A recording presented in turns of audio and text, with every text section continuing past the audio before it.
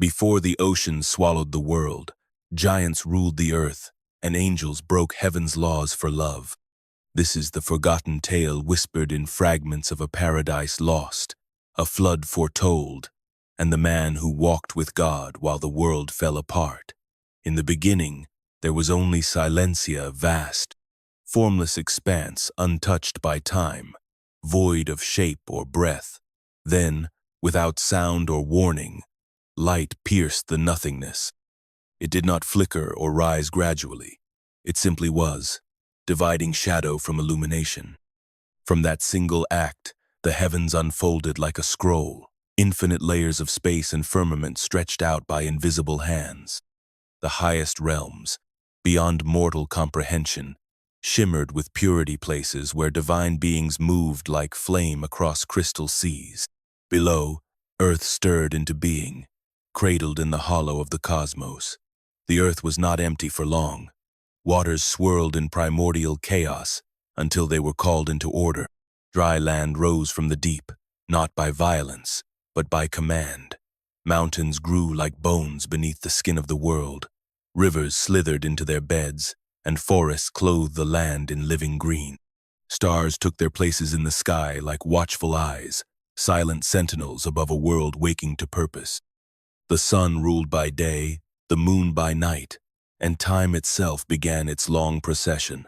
Life appeared in waves, fish flickering in depths, birds cutting paths through the air, beasts of every kind rising from the soil, from the smallest insect to the lion crowned in gold.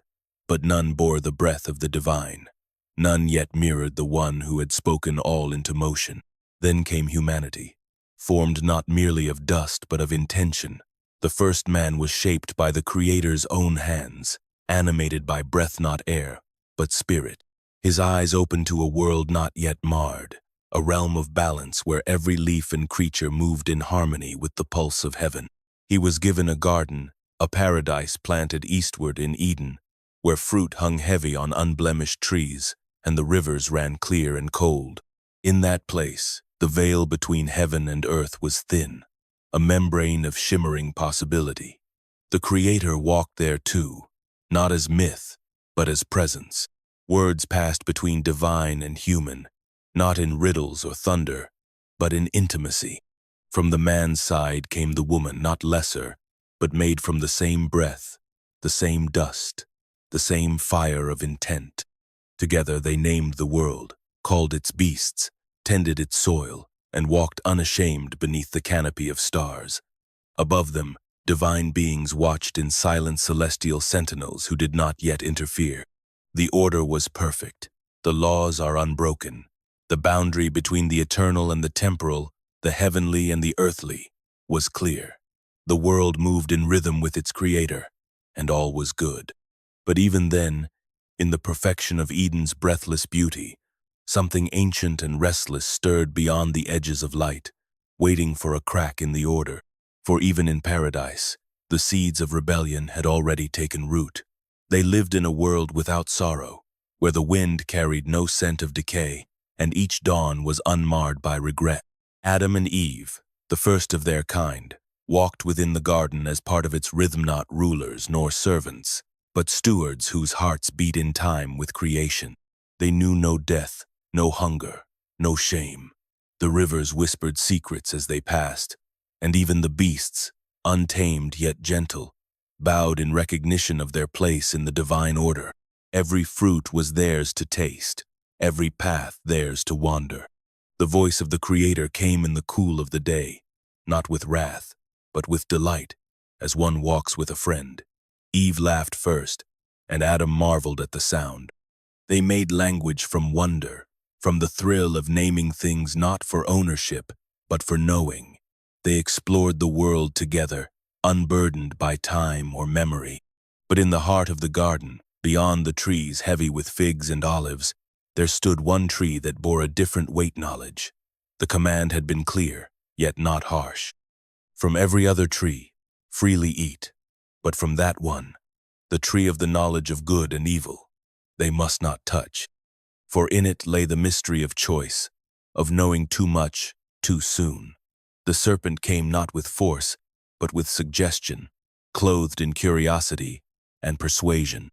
He did not speak lies, but truths bent just far enough to fracture the soul. Why should wisdom be withheld? Why should gods fear mortals knowing what they know? Eve listened. Adam followed. The fruit passed between their hands like a quiet betrayal, and in the silence after they ate, the world shifted.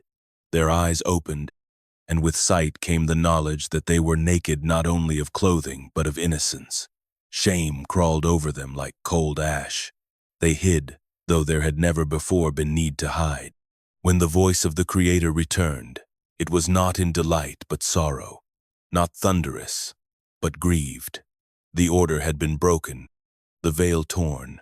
No curse was spoken in rage, but consequence moved swiftly. The ground would now resist them. Thorns would rise from soil once docile. Childbirth would bring pain. Death unseen until now became their shadow. And Eden, once their home, was sealed behind flame and turning swords.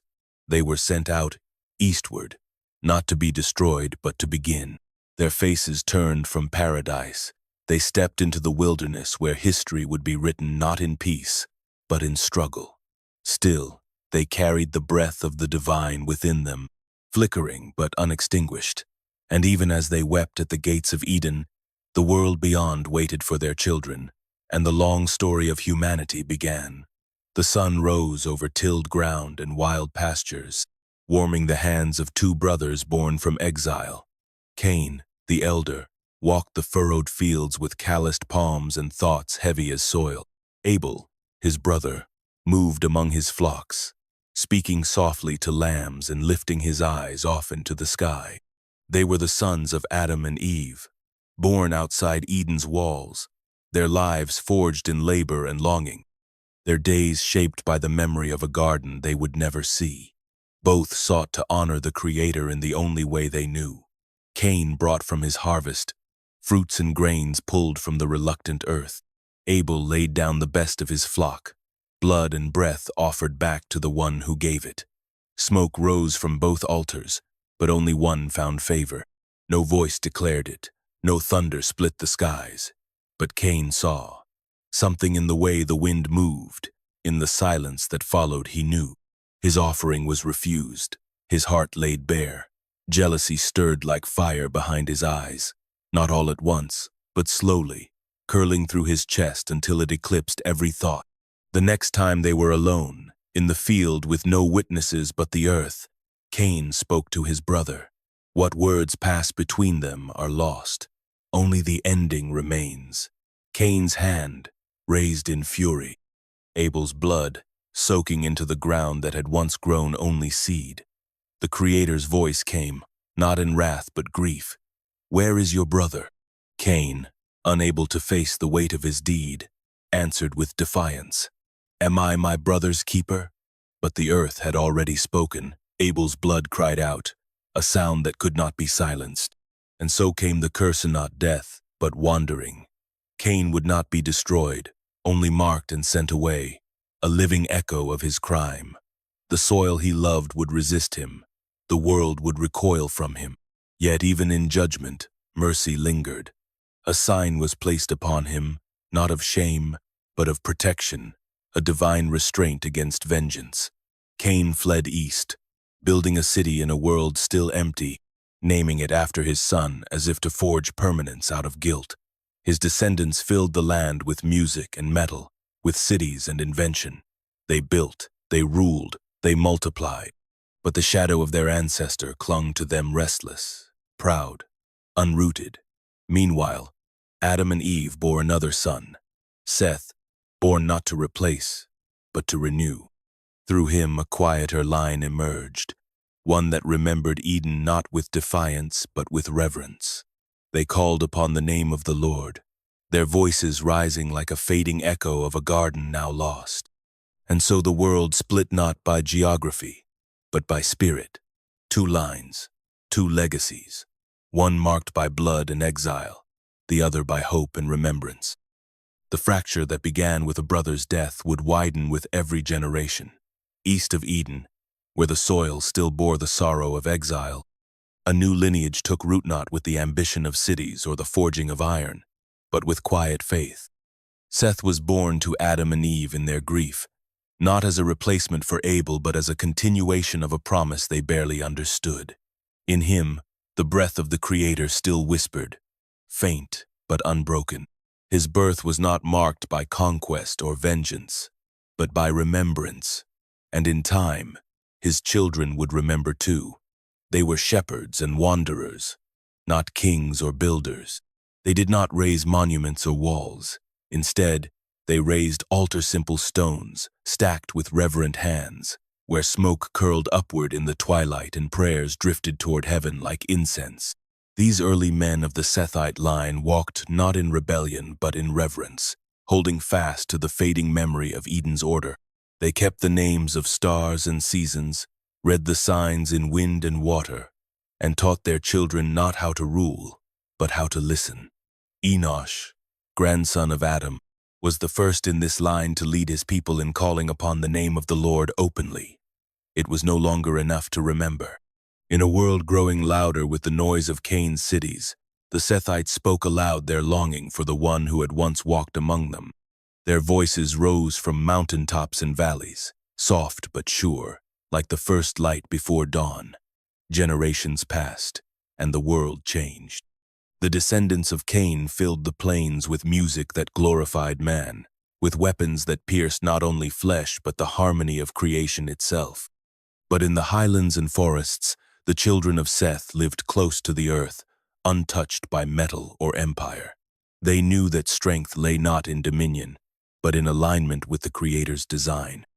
They tended flocks without cruelty, raised families without pride, and buried their dead with solemn hope. In this line walked Enoch, who would not taste death, and Methuselah, who would outlive all but the mountains. Their lives stretched like shadows at dusk, long and quiet. Yet even among the righteous, the sky seemed to dim. The sons of Seth watched as their daughters were drawn to the brightness of cities below, to the laughter of Cain's descendants, and slowly, the boundary between the sacred and the profane began to blur. Still, for a time, harmony endured. In the silence of pre-dawn, beneath stars untouched by smoke, the line of Seth lifted their eyes upward and remembered the voice that once walked in the garden. They were a people of the threshold still bearing Eden's breath, yet standing on the edge of a world beginning to forget. Their legacy was not written in stone or song, but in the posture of their hearts. And it was this remnant, this whisper of holiness, that held back the flood for a while, far from the altars of Seth and the quiet hills where prayer still rose like mist. The children of Cain built with fire and stone. Their cities rose swiftly on the plains, shaped by hands that no longer trembled before the divine. There, beneath the wide sky and among the clamor of invention, humanity began to forget. Not in one breath, but in thousands each hammer strike, each tower raised, each name praised not in reverence, but in pride. Cain had wandered east of Eden, cursed yet preserved, and from his restless blood came a people who did not seek the Creator's presence, but power over his world. Enoch, his son, was the first to lend his name to a city, as if to plant permanence in the soil where his father was cast adrift. In his shadow, others followed. Builders, blacksmiths, poets, and musicians. Jubal shaped wind and string into music that stirred hearts but glorified men. Tubal-Cain learned to draw metal from the earth, shaping bronze and iron into tool sand, then into weapons. Their talents were divine in origin, yet twisted in use. The spark of creation, stolen and repurposed.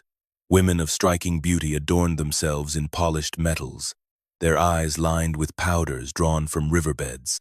They moved like royalty, their bodies wrapped in woven dyes, their voices lifted in songs that remembered no gods. Men carved their strength into monuments, their names into stone, their desires into law. Pleasure, power, and brilliance became virtues. What once was sacred was now spectacle. Lamech, seventh in Cain's line, was both a poet and a killer. He boasted of slaying a man for wounding him, composing verses to his violence as if blood were worthy of verse. His wives listened, not with horror, but with admiration. This was a world where might ruled and pride dressed itself in beauty. Justice bent beneath the weight of ambition. No angel descended to stop them. No voice from heaven interrupted their progress, and so they believed themselves righteous by their own light. Their cities glittered under sun and moon, full of noise and song. But beneath the silver and music, a sickness spread, a detachment from the order that once breathed life into the soil. Their children no longer asked about the garden or the voice in the wind. They were raised on the stories of men, not of heaven. The legacy of Cain became a lineage of mastery over the earth, but not harmony with it. In the fields and forests, the children of Seth still whispered ancient names, but on the plains, where towers rose and swords gleamed, humanity began to dance to the rhythm of its own making, and the world tilted subtly, then sharply toward something no song could soothe and no city wall could hold back. The earth, still young, began to bear the weight of two peoples growing in opposite directions. The children of Seth dwelled in the high places, where the air was thin and the silence deep. They built no cities, carved no names into the stone. Instead, they lived by rhythm, planting with the seasons, worshipping with the moon, walking paths their fathers had walked before them. The mountains became sanctuaries, a refuge from the lowlands where another people, the children of Cain, forged their own path through smoke and fire. In the valleys, life pulsed with noise. The descendants of Cain covered the plains with cities, temples, forges, and gardens wrenched from the earth by force. They sang to the sky, not in reverence, but in celebration of themselves. Pride blossomed like a second sun, warming everything it touched. Metals were shaped into tools and weapons. Music filled the streets, and beauty adorned every corner. It was a world alive with innovation and aching with hunger for more. The two peoples saw each other only from afar. From mountaintop altars, the Sethites watched the flickering lights below and wondered what price had been paid for such brilliance. From the valleys, the Cainites looked up and saw only shadows, a people who had turned their backs on progress, clinging to old ways and invisible gods. Between them lay more than distance. There lay a fracture of the soul. Children grew up hearing stories of the other side. The Sethites taught their sons to guard their hearts, warning them of the pride that corrupted cities and the blood that soaked the valley soil. The Cainites taught their daughters to scorn the mountain people, calling them dreamers and cowards, afraid to taste the fruit of their own power.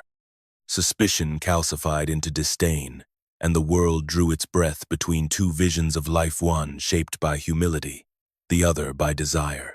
But the divide was not unbreakable. In time, the sons of Seth saw the daughters of Cain and were captivated.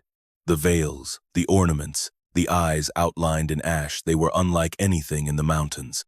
And the daughters, restless for something beyond their walls, looked to the highlands with curiosity cloaked in charm. The mingling began slowly, glances, then visits, then unions. And with each joining, the boundary blurred. Old men on mountaintops saw it first. The purity of their line, the harmony of their worship, began to unravel. The lowland customs seeped upward, music echoing in places once filled only with prayer. Children born of both lines were strong, clever, gifted, but something was lost. Something silent, something holy. The two civilizations had risen apart, one in reverence, the other in ambition. But now they were drawing together, and the tension between them would not end in peace.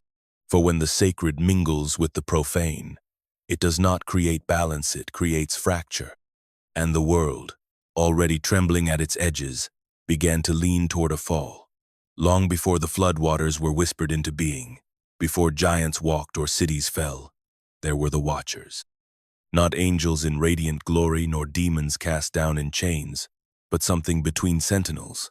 They stood at the edge of heaven, silent as stars, gazing down upon the unfolding world with eyes unclouded by desire. Appointed by the Creator himself, they were not to touch, only to observe. Their task was sacred, to witness the growth of humanity, to record its journey through time, and to guard the fragile boundary between the eternal and the earthly.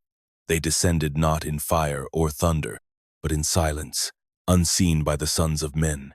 From the high heavens they watched as Adam tilled the soil, and Eve wept at the gates of Eden.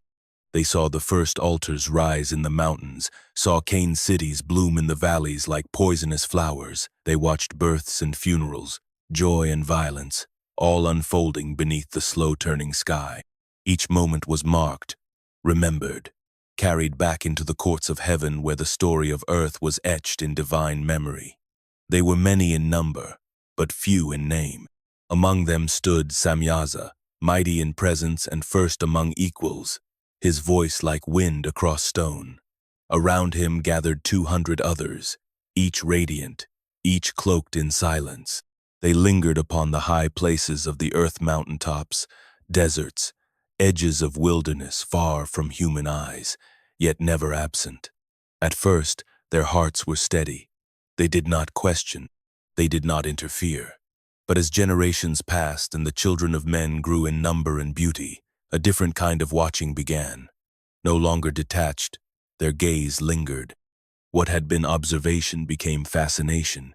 They watched the daughters of men dance by firelight, adorn themselves with the colors of the earth, laugh with voices that echoed into the night. It stirred something ancient within them, a yearning not written in their design. They began to wonder, why should such beauty be left to fade without being touched? Why should wisdom be locked in the heavens while humanity stumbled in the dark? The thought grew slowly, whispered in shadows, passed among them like a forbidden scroll. Their mandate was to watch, not to act. But the boundary, so clear in the beginning, began to shimmer like heat over sand. Heaven did not thunder. No warning voice cried out. The watchers still stood in place, unmoved in form, but already their hearts leaned toward the earth. The stars looked on, indifferent. The Creator, silent. And in that silence, a choice began to form that would break the world in two. They watched as the daughters of men grew in grace and strength, shaped not by heaven's fire but by the rhythms of earth and time. Born of dust and breath, they bore the marks of mortality, flesh that bruised, hearts that broke, and laughter that could silence sorrow. Yet in their impermanence, the watchers saw something they had never known in all the halls of heaven: beauty that suffered, beauty that chose. The daughters of men danced under moonlight, not for praise but for joy. They wove colors from plants and dust, painted their eyes like the twilight sky, and moved through the world with a fierceness born of survival. Their voices carried across the valleys, soft at times, fierce at other, songs of longing, of birth, of fire. They nursed children with weary arms and buried loved ones with tears that fell into the soil. They lived, and they endured, and the watchers, once still as stone, began to tremble. At first they kept their distance, retreating to mountaintops and lonely crags, telling themselves they were only fulfilling their duty. But their eyes lingered. They whispered among themselves, not in the language of heaven, but in the hushed tones of longing. Why should such beauty be bound by death? Why should wisdom be hoarded in the skies while love bloomed below? Samyaza, their chief, felt the weight of the turning tide. The others looked to him not for warning but permission. He did not command, he questioned. What if they descended? What if they, too, could know the warmth of a hand held in trust, the sweetness of being seen not as divine, but desired? What if they no longer watched but walked? Some protested. At first, they recalled the mandate etched into their very being: observe, protect, report. But others, already inflamed with yearning, pressed forward. And so the idea took root, deep and dark, spreading like vines around a crumbling wall. They met in secret places, far from the gaze of heaven, their numbers growing with each whispered vow. They would not go alone. If they were to fall, they would fall together. Samyaza made them swear, each one binding themselves with an oath no power could break, lest one retreat and betray the others. They swore not in jest, but with the terrible weight of divine fire. The pact was sealed. The stars above them gave no sign. The wind did not shift. But something ancient and sorrowful stirred in the deep places of the world. The watchers turned their faces from heaven and cast their eyes fully upon the earth. What had once been admiration had become hunger, and what had once been holy began to fracture beneath the weight of desire. The wind moved differently atop Mount Hermon. It did not carry the warmth of valleys below nor the sacred stillness of heaven above. It circled the peak like a breath held too long expectant, uneasy. Here, beneath the cold sky and among the jagged stones, the watchers gathered, 200 in all, cloaked in forms that shimmered with fading remnants of the divine. Their eyes no longer gazed upward. They had fixed themselves on the world below, on the lives they longed to enter. Samyaza stood among them, silent. He had not forced them here. Desire had brought each one, unspoken and undeniable. Yet they looked to him now, their leader by burden rather than command. What they would do could not be undone. It would be no gentle descent, no mission of mercy. This was rebellion, wrapped in longing and sealed with choice.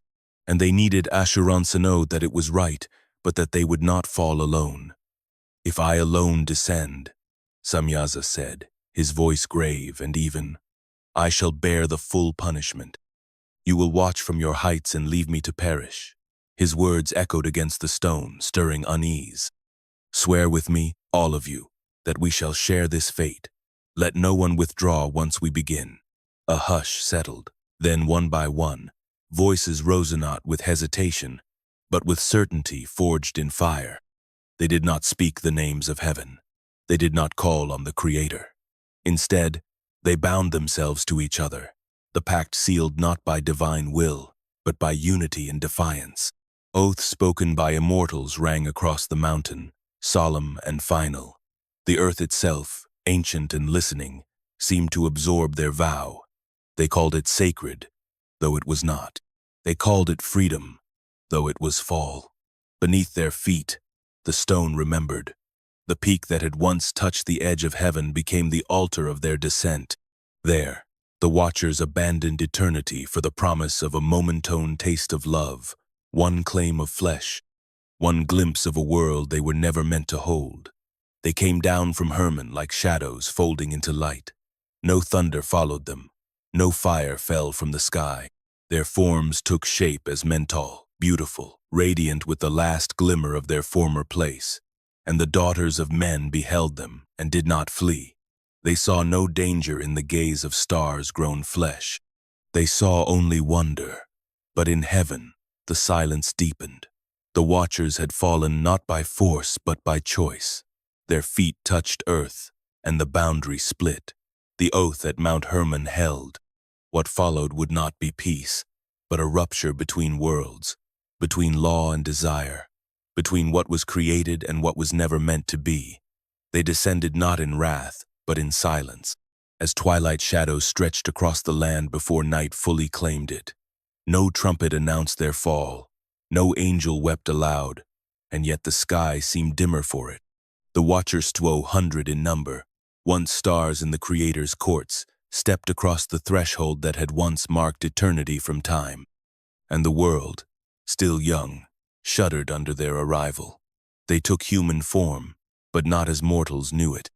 Their bodies shimmered with the memory of heaven too tall, too flawless, eyes like mirrors reflecting the cosmos.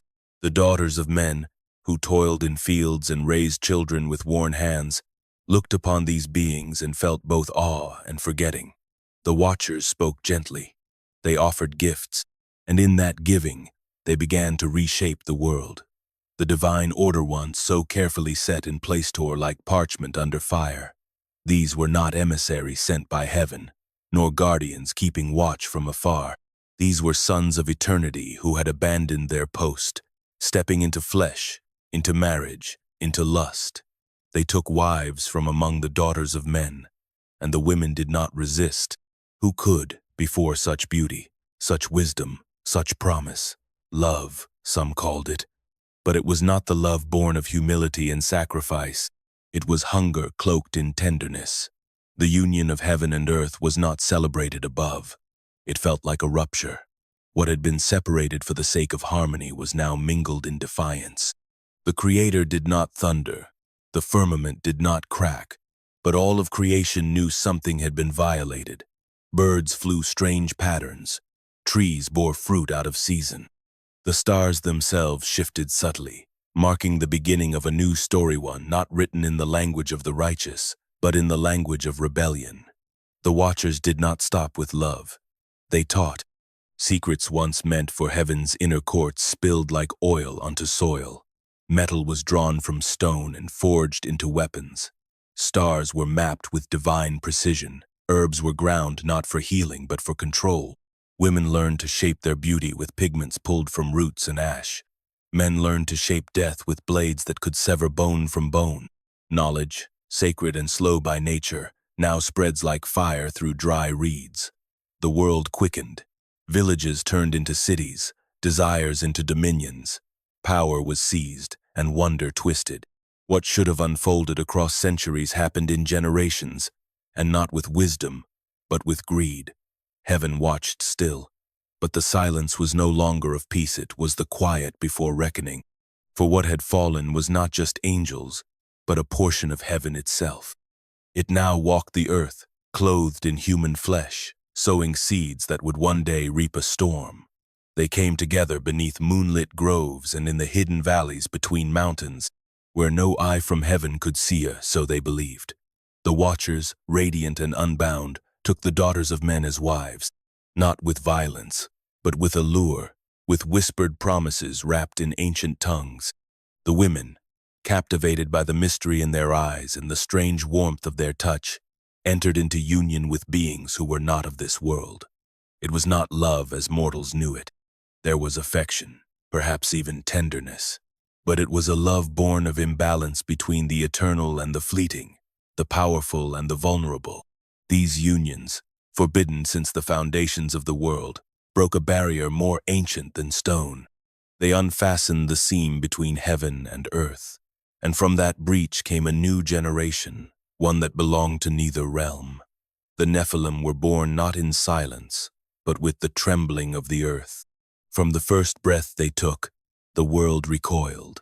These were no ordinary children. They grew fast, unnaturally fast, towering over both mother and father within years. Their bodies, shaped by celestial inheritance and human blood, defied nature. Eyes that glowed faintly in the dark, limbs that bent with uncanny strength, minds sharp enough to unravel the wisdom of old. But their hunger was greater than all. At first, they consumed what the earth offered: grains, fruit, animals brought in sacrifice. But the earth could not feed them. Their appetites grew alongside their bodies. Livestock vanished. Forests were stripped bare. Fields turned to dust. And when the beasts were gone, they turned their eyes to men, to women, to the ones who had given them life.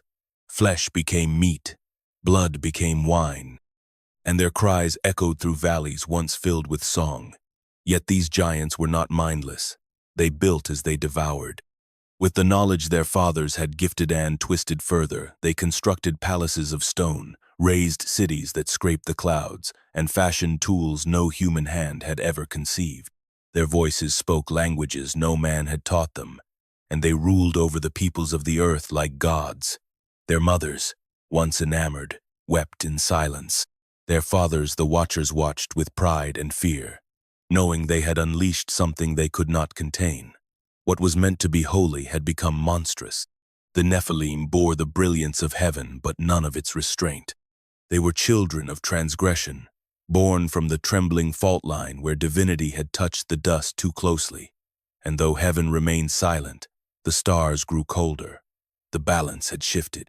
The ground remembered Eden, the sky remembered the oath, and all of creation held its breath, waiting for the response that must surely come. They were born howling, not like infants but like storms, their cries deeper than the wind through canyons. The mothers who bore them did not understand what stirred within their womb so quickly. Their bellies swelled, how the pain came early, how no midwife's hands could ease the terror of their arrival. These were not ordinary children. These were the Nephilim. From the moment they emerged into the world, they consumed it. The air thickened around them, as if creation itself hesitated to breathe. Their bodies were vast from birth, bones already strong as carved stone, their flesh hot with strange vitality. Eyes open, knowing, watching. No lullabies could calm them. No cradle could contain them. Within days, they could walk. Within weeks, they could run and speak. Within months, they towered over those who had given them life. They grew without restraint, stretching toward the sky as if trying to reclaim their father's lost place among the stars. Some reached heights beyond any natural measurton, 20, 30 cubits casting shadows long as trees. Their skin bore strange hues, some as pale as moonlight, others dark as burned earth. Their hair grew in wild colors, red like flame, black as pitch, white like frost. And their teeth rose of them, sharp and endless store through fruit, through bark, through bone. They hungered always. The earth could not satisfy them. First they devoured what was given: flocks, herds, grain stores, honey. Then they took. Orchards were stripped, rivers emptied of fish. They hunted with glee and disdain. No beast could match their strength. Lions fled before them. Elephants screamed and fell. When the forests were quiet and the plains were empty, they turned on humankind. Villages vanished in a night. Families torn apart. Blood soaked the ground where crops once grew. Men became prey. Women became offerings. And still the giants wanted more. They drank blood from golden bowls. They feasted beneath stars, mocking heaven with every stolen breath. But their terror was not mindless. The Nephilim were not mere brutes. They learned. They built. Their fathers had taught them sacred knowledge, and they twisted it. They carved stones into fortresses that rivaled mountains. They forged weapons of unbreakable metal. They ruled by fear and awe, proclaiming themselves gods among mortals. And the people, broken and desperate, believed them. The watchers watched still, some with pride, others with unease. They had desired to create beings in their image, children to shape the world anew.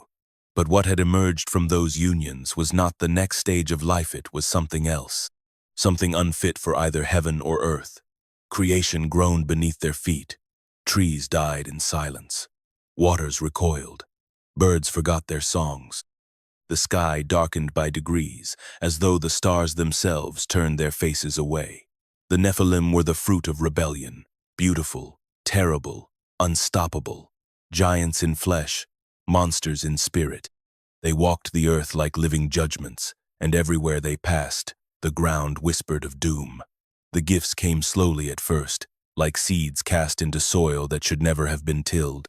A secret here, a whispered formula there, until the knowledge once guarded by heaven began to bloom across the earth in strange and dangerous ways. The watchers, no longer content with merely observing, opened their mouths and poured out mysteries meant only for the divine. They taught men to pull fire from stone, to melt the bones of the earth and draw forth metal. Bronze and iron took shape beneath their guidance, blades sharper than fang, armor harder than bone. The forges burned brighter than the sun, and the smoke of new warcraft blackened the sky. Spears glinted like lightning in the hands of mortal kings, and death moved faster than words of peace. To women they gave the arts of beauty, not the kind that arises from joy or kindness, but the artifice of enchantment. Faces were painted with colors drawn from crushed minerals, eyes darkened like the night sky, lips made to glisten with secret oils. Perfumes crafted from roots and flesh wafted through cities now restless with desire. Beauty, once a reflection of the soul, became a weapon, a mask, a lure. They revealed the stars not for wonder or worship, but to control. Astrology bloomed like an invasive vine, coiling around the minds of the curious. People watched the heavens not to glimpse the Creator's order, but to divine omens, to predict the future, to bend fate.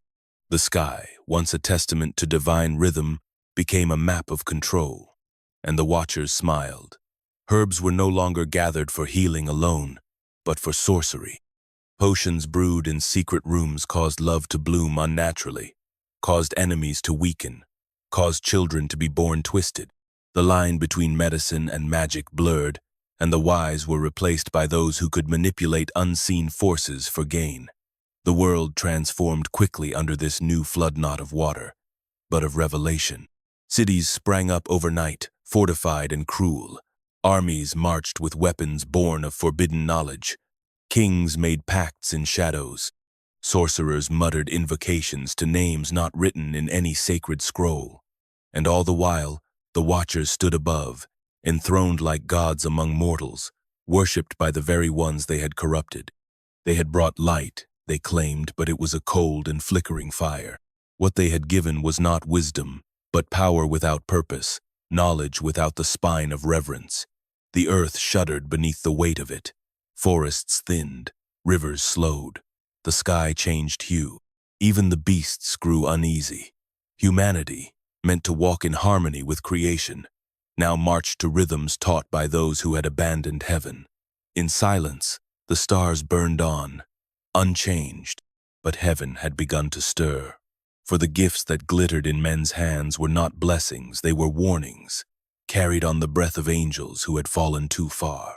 Cities rose like mirages from dust, towering monuments of ambition carved in stone, adorned in gold, veined with forbidden brilliance. What had taken generations to build in the old ways was now wrought in years, as if time itself bent beneath the weight of knowledge unearned. Roads cut through mountains, temples crowned the hills, marketplaces overflowed with luxuries pulled from deep earth or summoned by strange craft. The world appeared radiant, thriving, even divine, but beneath its gleaming surface, rot spread like fire through dry wood. The giants walked openly among men, venerated as gods, feared as kings. They presided over courts that echoed with flattery and fear. Beneath their shadows, humanity scrambled not for wisdom, but for favor. Who could build the tallest monument? Who could sacrifice the most? Who could harness the secrets the Watchers had so freely given?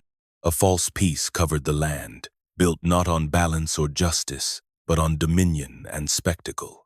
Order was kept by fear, not faith. In this age, everything seemed possible. The air carried the hum of industry and incantation alike. Gardens bloomed in deserts, animals born from unnatural crossings walked among the flocks. Fire danced at a word from lips painted with arcane powders. Death itself seemed to retreat, or at least obey, as alchemists toiled in chambers lit by stars they sought to command. The children of men spoke of progress, of destiny fulfilled.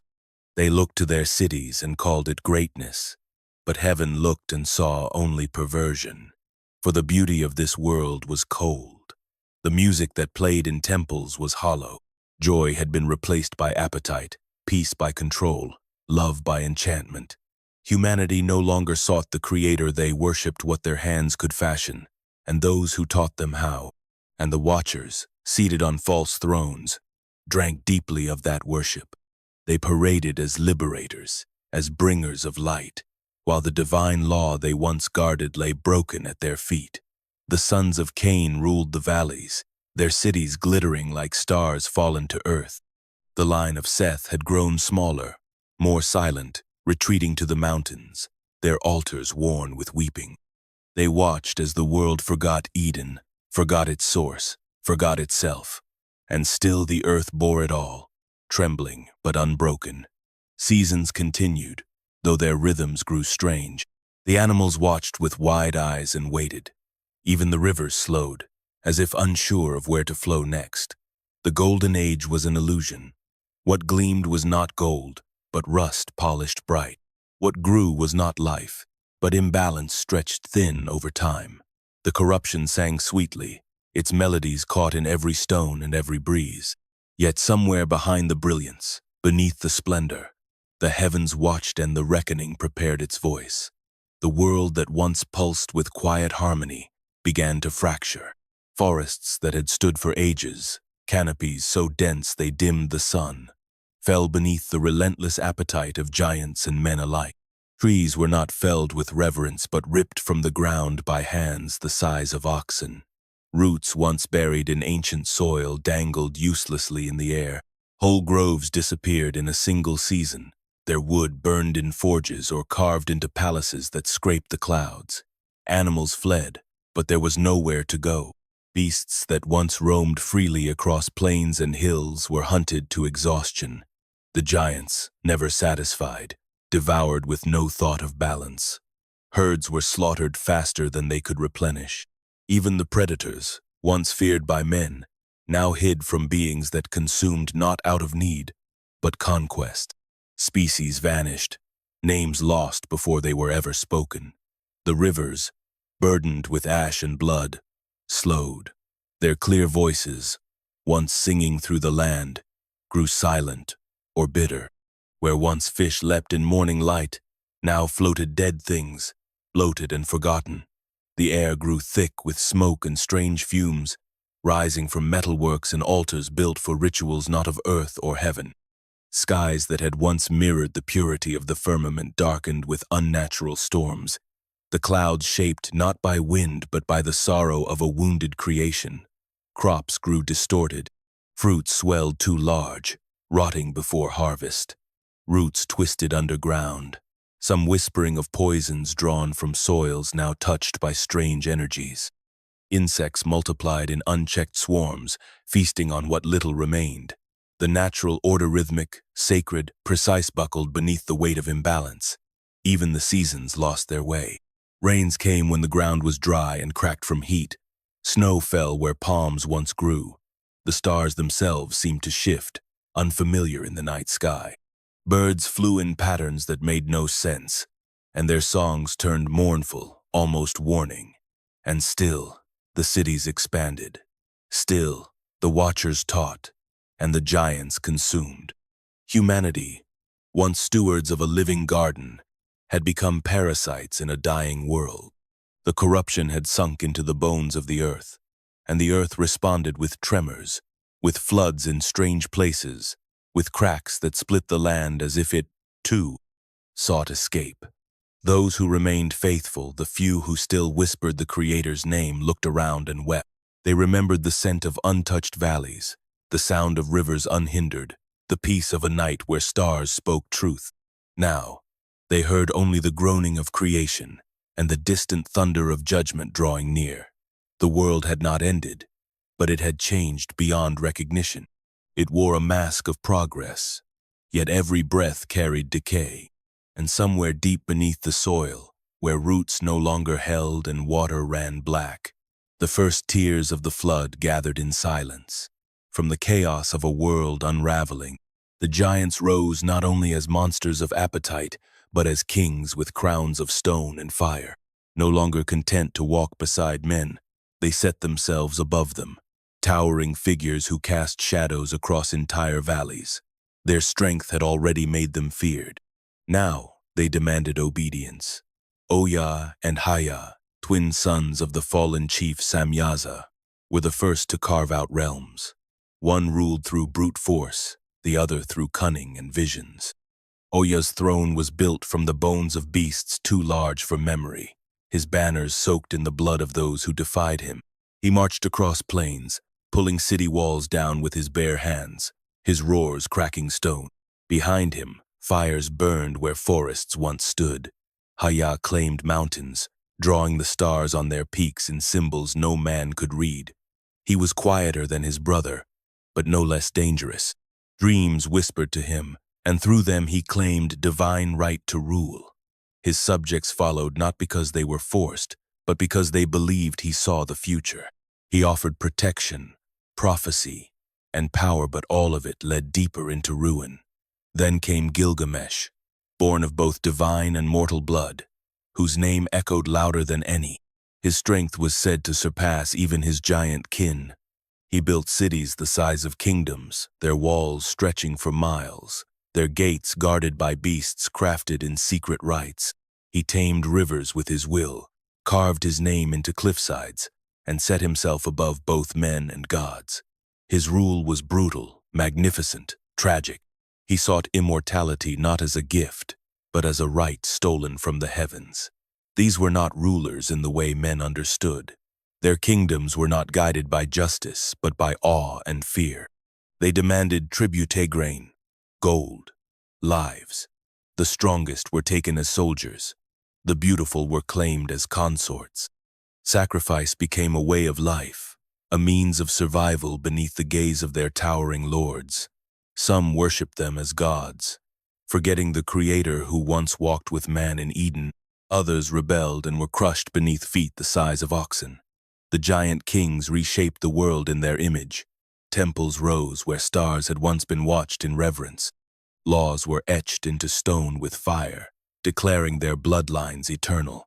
They ruled not just over cities, but over minds and memories. Their faces were carved into mountains, their names burned into clay tablets that would one day crumble beneath floodwaters. But even in their greatness, something trembled beneath. They dreamed of waters rising, of names erased, of lights fading from the sky.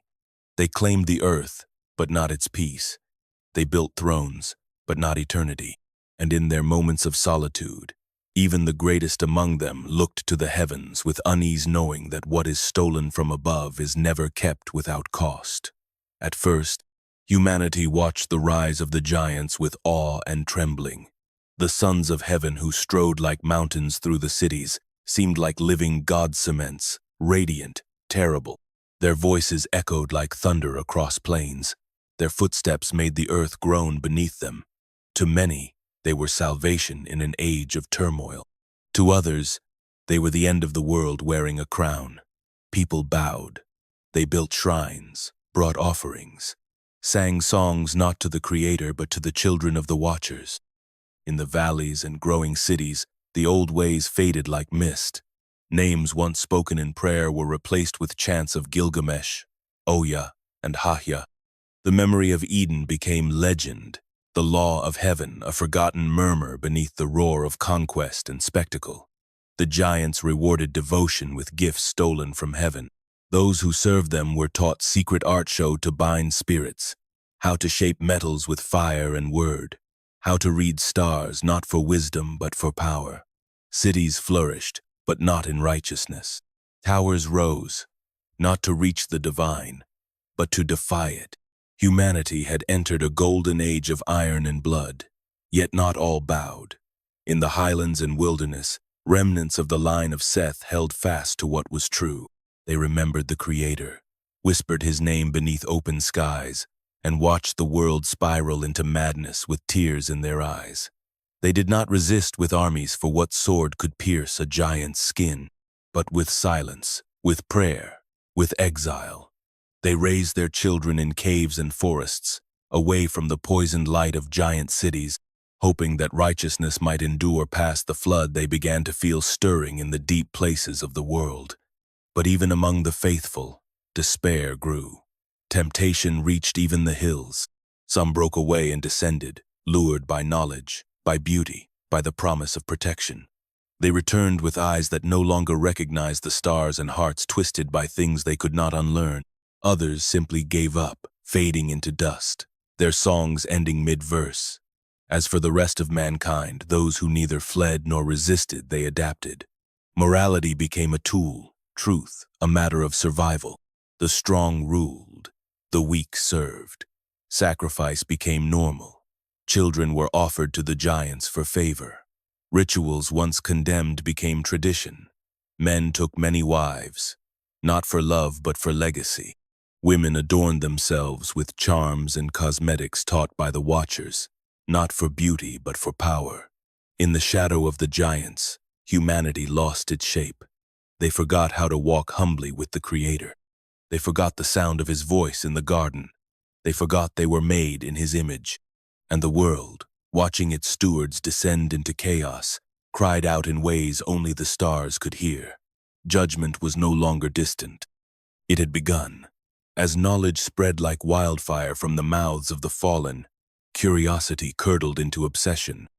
The Watchers, no longer content to reshape human destiny, turned their gaze upon the natural world. In their celestial arrogance, they reached deep into the order of creation, prying it open like a scroll and redrawing its contents with unclean hands.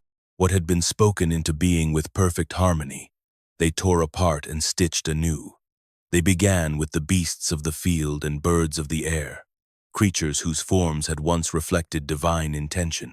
The Watchers experimented not for survival or understanding, but for pride, for spectacle. They crossed the lion with the eagle, the serpent with the man, the wolf with the bull.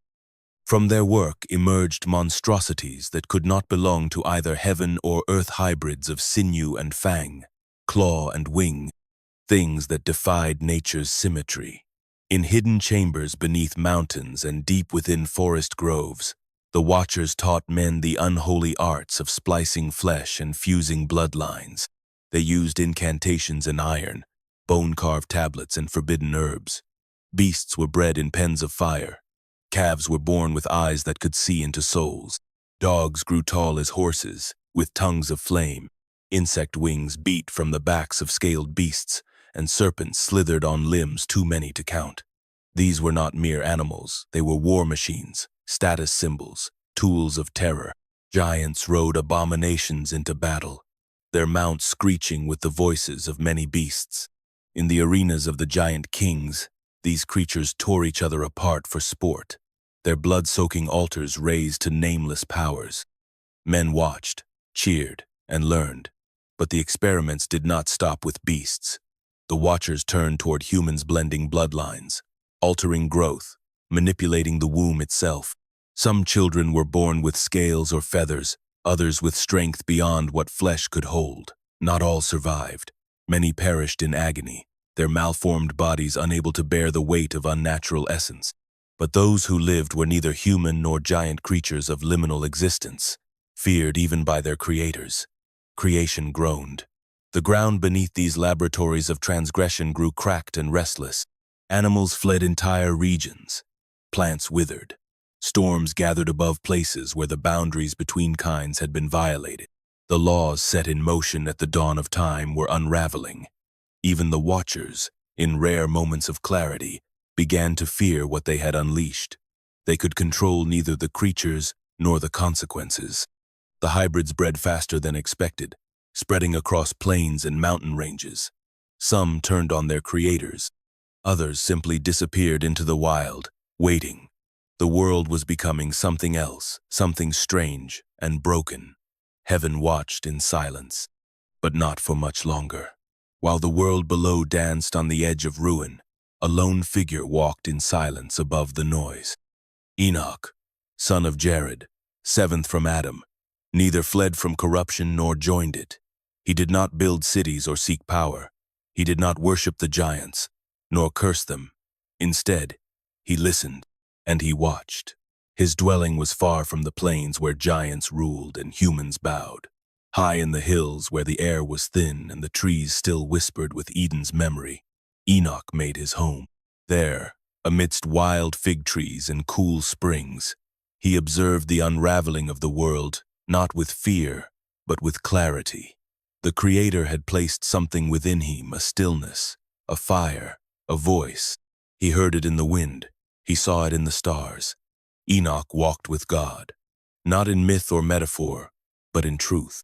In the quiet hours before dawn, he would gaze into the night sky and feel it move, feel time folding inward, feel the voice of the Most High stir his soul with visions.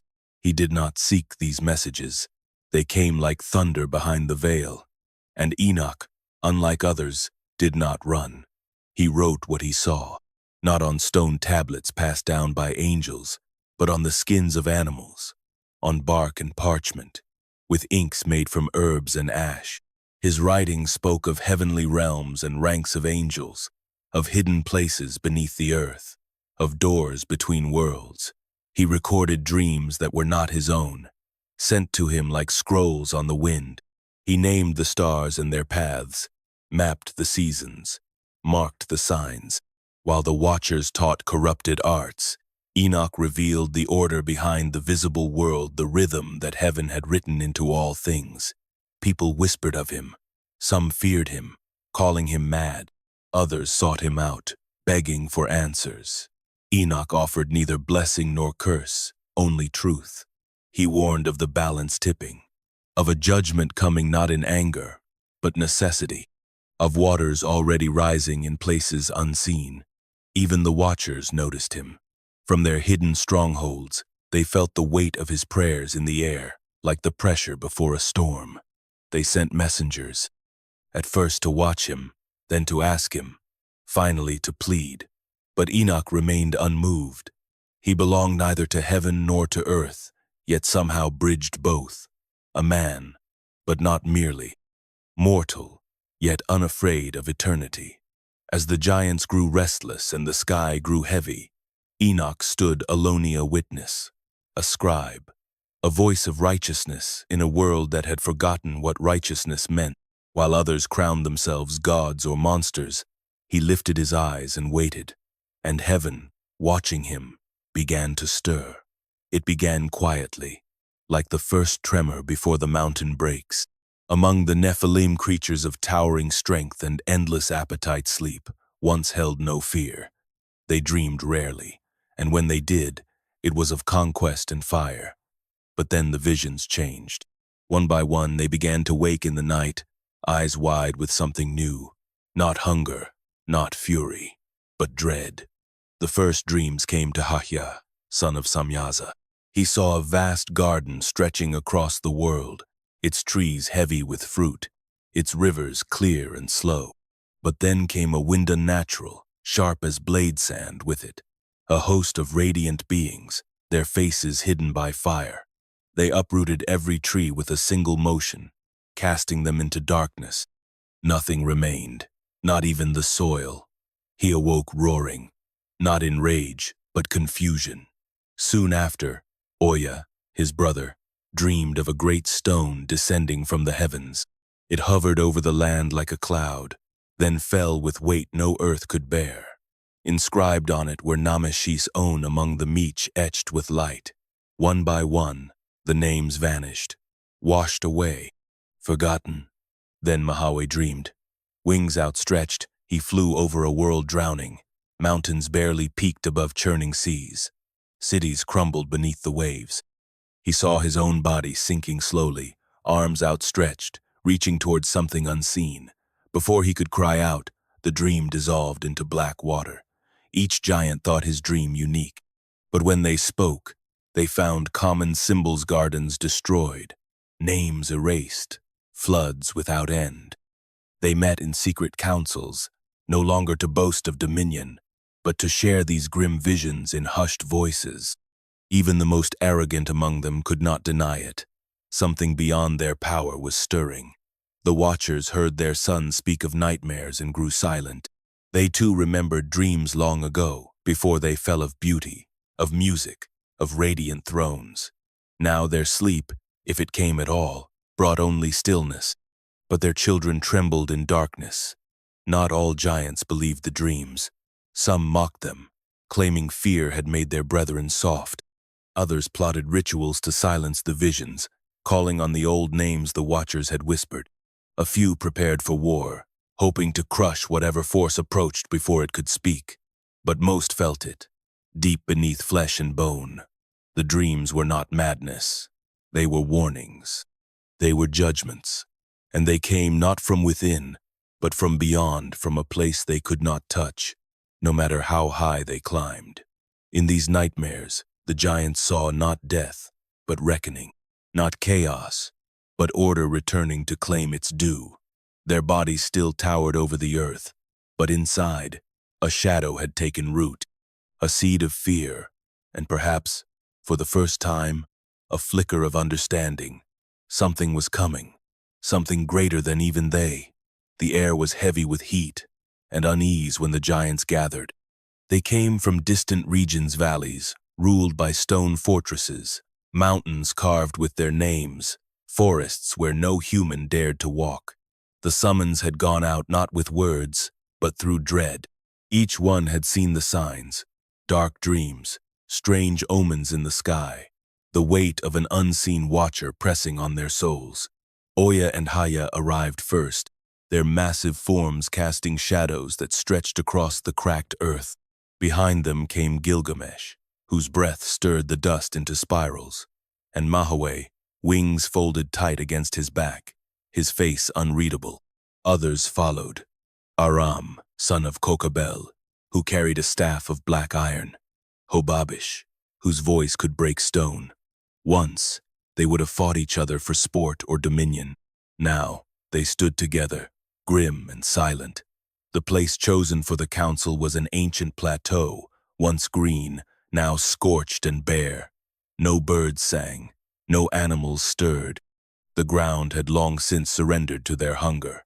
In the center stood a single monolith, smooth and untouched, a relic of a time before giants. Around it they formed a circle, some crouching, others towering upright, each weighed down by the burden of their visions. Oya spoke first, retelling his dream of the descending stone and the names that vanished. Haya followed with the tale of the ravaged garden. Murmurs rippled through the gathering. Mahawe, with great reluctance, described his journey through the sky, the waters rising, his own body sinking into the deep. Others shared nightmares of fire raining from a cracked sky, of voices calling from below the earth, of stars falling like tears. Panic crept through them like smoke. These were not merely personal fears, they were echoes, patterns repeating with too much clarity to ignore. They debated for hours, their voices shaking the ground. Was this divine punishment? A trick of their enemies? A sickness of the mind? Some demanded they go to war with the heavens themselves. Others spoke of sacrifices, of rituals to appease whatever power had turned against them. Mahawe proposed another path. There was one, he said, who might interpret the dreams. A human, but not like the others. Enoch, the scribe who walked with God, who spoke with the sky and heard answers in return. At first, the idea was met with derision. A mortal, to counsel them. But fear softened pride.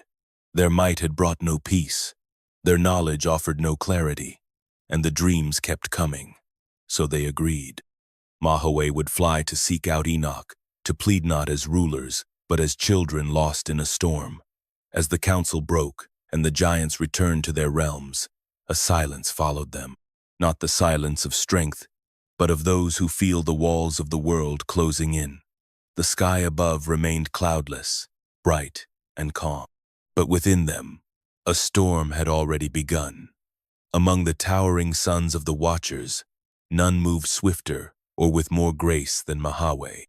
His wings, vast as sails and veined with golden light, had carried him above the highest peaks, across the seas, and into the strange winds beyond the mortal world. While others crushed stone beneath their feet or roared across battlefields, Mahawe flew. He saw the world in ways his brothers could not from above, whole, vulnerable, fading. That made his dreams all the more troubling. The council had ended, but its weight lingered. Giants who once scoffed at fear now sat in silence, staring into dark skies that had once thrilled them. The dreams had stripped away certainty. They spoke of judgment not just as myth but as fate. None could interpret them. None dared. Then Mahawe, who had always stood slightly apart, rose and offered what the others would not himself. He would find Enoch, the man who walked alone and yet seemed to speak for heaven. There were murmurings, whispers of shame that it would be a giant, not a watcher, who sought wisdom from a mortal. But the murmurs died quickly.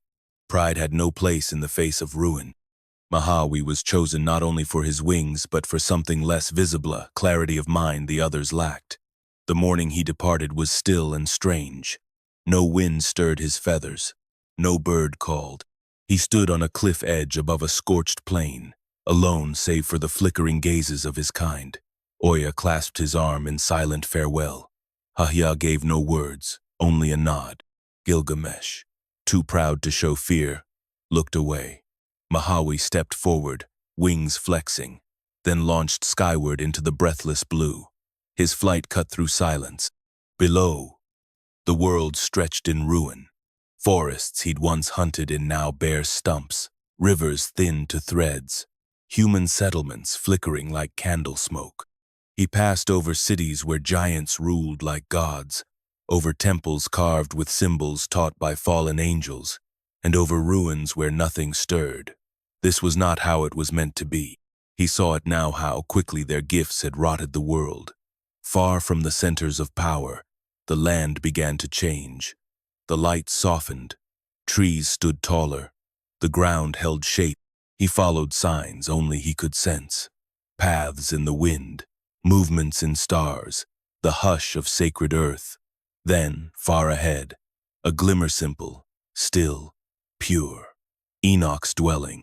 No towers, no gold, no blood. Just a place untouched, held in harmony with creation. Mahaway descended slowly, reverently, landing with wings folded close. He stood before the home of a man who had no sword, no throne, but who knew heaven's language. A being born of rebellion, seeking truth from one who had never rebelled. The wind stirred at last, quiet but sure. Judgment approached, and Mahaway, though mighty, had come not to fight it but to understand.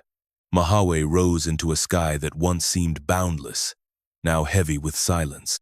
His wings beat rhythm into the air, yet the wind gave no song in return. The lands beneath him, once vibrant, now lay broken cracked earth where forests had thrived, bones whitening in fields where wild herds once roamed. He flew over ruins that had been cities, their walls scorched and bent by wars fought for pride, for power, for knowledge not meant for men. These were the kingdoms the Watchers had helped build, and the Nephilim had ruled, but now they trembled under the weight of their own grandeur. He passed temples raised in blasphemy, where once proud humans had offered sacrifices beneath the carved faces of giants. Smoke still drifted from altars blackened by blood. Mahaway turned his eyes from them. He had walked among these people once, received their worship with silent disdain. Now, he wanted nothing more than to forget their kneeling forms, their chants, their empty prayers. The flight stretched across days, though Mahaway no longer counted time by sunrises. He moved from corruption to clarity, from noise to stillness.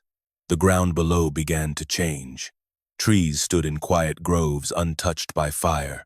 Streams shimmered with untouched clarity. The stars above looked older here, slower, more certain. This was not the world he had known, it was the world before, the one whispered of in dying dreams.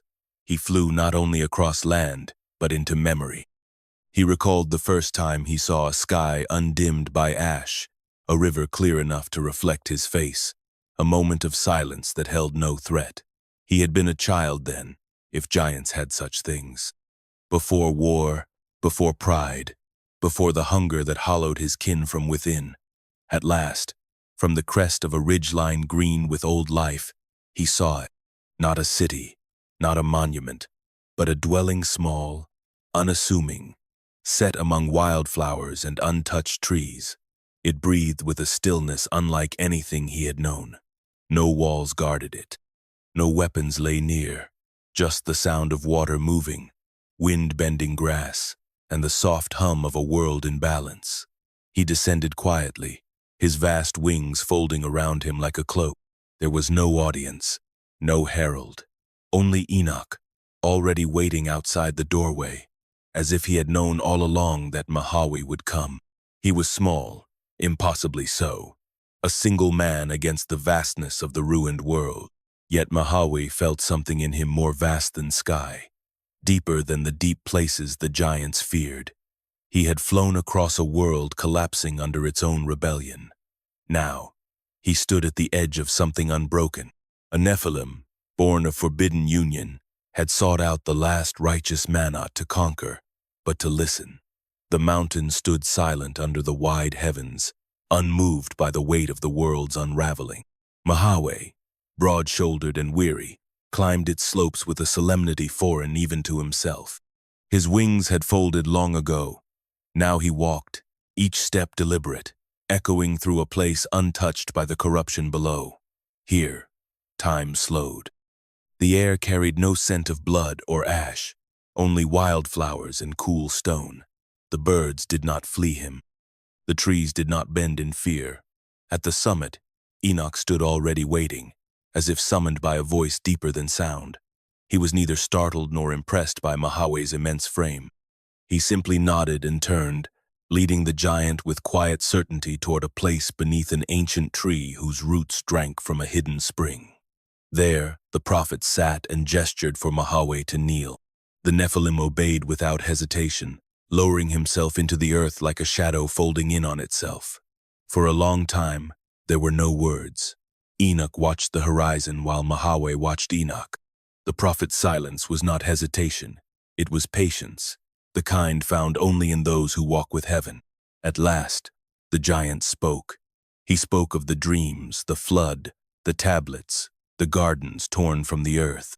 He described his brother's confusion and terror, the council of giants gripped by fear, the questions no one dared answer. He did not ask for mercy, he asked for truth. His voice trembled not with fear, but with the weight of knowing that this meeting might be the last bridge between two realms, and that truth, once spoken, could not be unsaid. Enoch listened with the stillness of a mountain itself. His eyes, ancient yet bright, took in Mahaweh's words not with pity, but with understanding.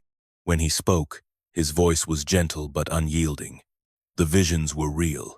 Judgment was coming, not vengeance, but a reckoning, not because the Nephilim had chosen wickedness, but because their very being had unmade the order of creation. The flood would not be a weapon, but a reset, a washing clean of lines blurred and boundaries broken. Mahaweh lowered his head. He did not argue. He did not plead. But he asked again, softly, whether the story of their existence would vanish with the flood. Would the sons of angels and women be forgotten like sand after a storm? Enoch placed a hand on the giant's arm, not in comfort, but in recognition. No, he said, the memory would remain, as warning, as sorrow, as truth. When Mahaweh stood again, it was not with hope, but with understanding. The sun had begun to dip behind the horizon, casting long shadows down the mountain's face. He turned without fanfare and began the descent. Behind him, Enoch remained still scribe of heaven, witness to the end of a world already falling. Mahaweh returned to the camp of the giants, with no triumph in his step. His wings drooped like wilted leaves, and his eyes, once sharp and full of pride, had grown dim with knowing. The others gathered quickly, drawn not by hope, but by dread cloaked in curiosity. They formed a ring around him, towering shapes once fearless, now leaning in like children desperate for answers to nightmares they could not explain. Mahaweh said nothing at first. The silence held like storm clouds before thunder. Then he began to speak. Enoch had listened. The prophet of the Most High had weighed their dreams, their trembling fears, their desperate longing to escape what they had already sensed in their bones. Mahaweh described the mountain and the man, the stillness of the trees, the calm that came not from ignorance but from understanding. The giants were restless. Some growled in impatience. Others crossed arms thick as tree trunks, bracing themselves. But none interrupted. Enoch's message was clear. The visions were not shadows of imagination, but reflections of a future already moving toward them like rising waters. The tablets that descended from heaven were verdicts carved before time began. The trees being uprooted in dreams were their own legacies torn from the soil of creation. The flood would come not as an act of malice, but as a final mercy to a world unraveling. There would be no appeal. The giants stirred. Oya slammed a fist into the earth, sending tremors through the valley. Haya turned his face away, silent tears glistening in the corners of his otherworldly eyes. Others cursed Enoch's name, not from disbelief, but because they knew it was true.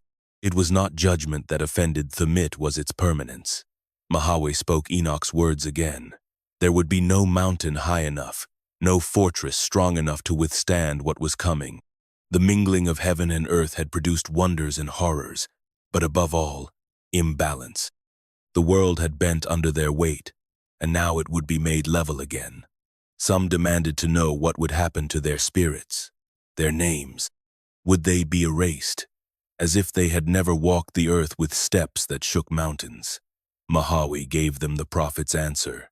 Their bodies would fall, but memory would remain, not as praise, but as warning. For a moment, the giants were quiet. No beast roared, no stone cracked. It was the stillness of inevitability, of those who finally recognize the end when it looks back at them through the eyes of a man who walked with God. Then the wind rose, and the sky darkened not yet with rain, but with the first breath of what would soon drown the world. Far beneath the earth, hidden in the clefts of remote mountains and buried caverns, the watchers gathered in desperate council. No longer radiant beings who once stood among the stars, they now bore the dim hue of sorrow and dust. Their wings, long useless, hung in tatters. Their eyes, once full of the heavens, now searched the shadows for hope. They had seen the signs, the trembling of the firmament, the changing of winds, the silence of animals who once obeyed their call. The dreams of their children had reached them, and in those dreams they saw the echo of their own doom. Samyaza, once the proud leader who spoke first at Mount Hermon, now spoke last. His voice was gravel dragged across stone. "We must reach him," he said, and all knew whom he meant. Not even the Most High's silence could keep them from this final attempt. Enoch, the man who walked with God, the scribe who held knowledge untainted by theft, the one figure who had not fallen. They would send their petition with trembling, as condemned souls might offer one last prayer before the gates closed forever. Their message was carved onto tablets, not stolen this time, but shaped with reverence. They wrote not as lords, but as beggars. Their crimes were laid bare. The dissent, the unions, the teachings never meant for mortal ears. They did not ask for restoration of their former glory, only for mercy, for release from the weight of their own choices, for a chance, however distant, to be heard. They chose a messenger who could still walk the earth in silence and pass unseen, a shadow of what he once was. He found the path to Enoch in the wilderness, where air was pure and the stars sang without distortion. Enoch received the tablet with hands steady as mountains, and though he said nothing, the watcher knew the message would be delivered. Enoch ascended not in body, but in spirit, carried by vision and purpose into realms few had ever glimpsed. Past the firmament, beyond the spheres of stars, he came before the throne cloaked in light no eye could endure. There, he opened the tablet and read every word. He added nothing. He left nothing out. The reply came, not as thunder, but as stillness so complete, it silenced the soul. The judgment stood. The watchers would not be forgiven. They had known heaven's law and broken it willfully. They would be bound beneath the earth until the final day. No plea could unright what had been done. When Enoch returned with this decree, the watchers bowed low, not in worship, but in ruin. They had tried to shape a new order.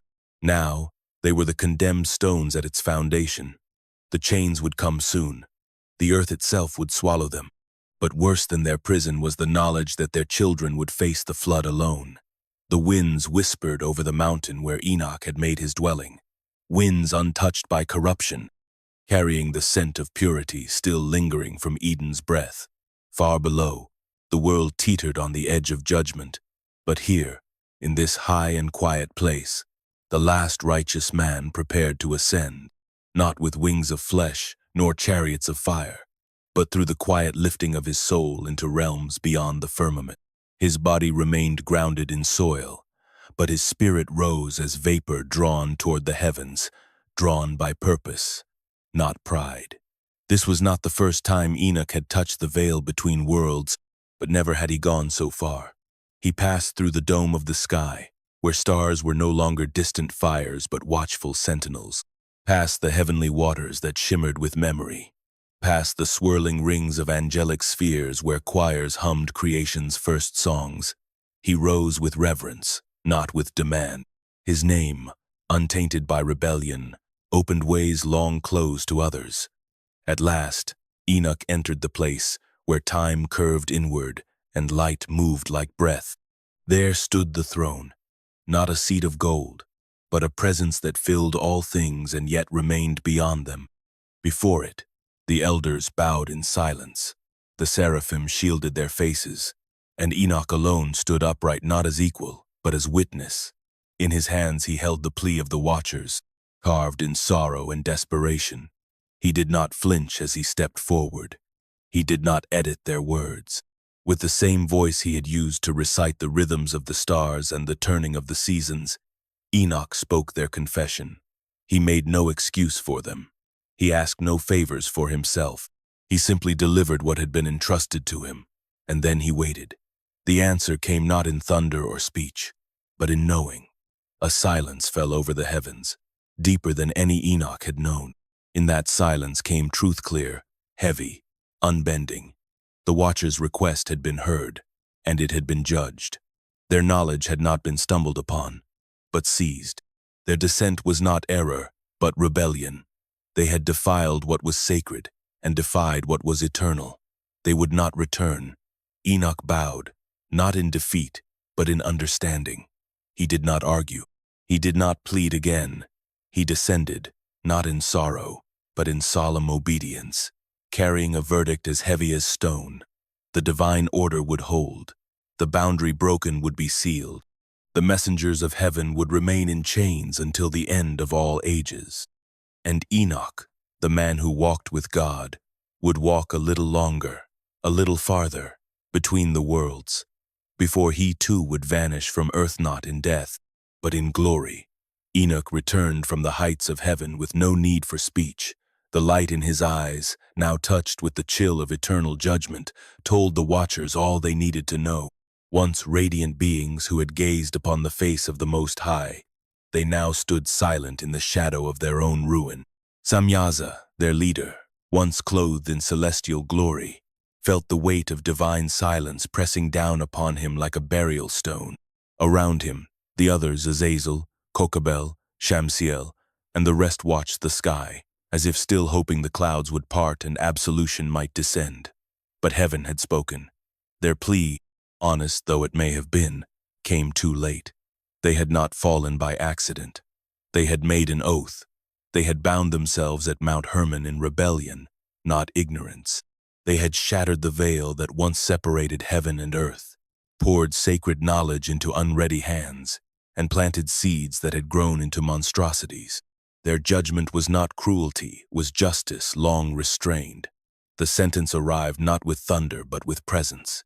From the edges of the world came the four great archangels, bearers of divine decree.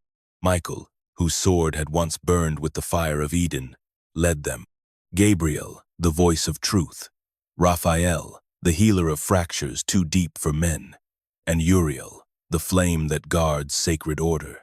Their faces were veiled not in mercy but in finality.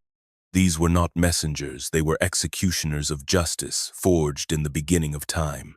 The watchers were bound not with chains of iron but with the will of heaven itself. Ropes of light became serpents of judgment, coiling around wings that once bore them between stars. Their luminous forms dimmed, their glory stripped away like tarnished gold. One by one they were driven into the earth, into caverns deeper than the reach of light, past molten rivers and stone wombs where time forgets to move. There, beneath mountains and oceans, they were cast. Their cries echoed upward for a while, mournful, trembling, desperate, but eventually faded into the silence of stone. They would remain until the final reckoning, when all creation would be weighed once more.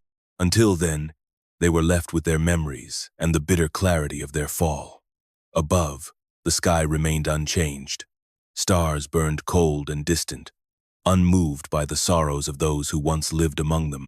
And on the mountain where Enoch stood, the prophet looked to the heavens not with triumph, but with grief. Justice had come, and the world trembled in its shadow. The watchers were gone, but their legacy, and their children still walked the earth. From the edge of the sky, Mahaweh descended, wings no longer proud, but burdened with the weight of knowledge that could not be undone.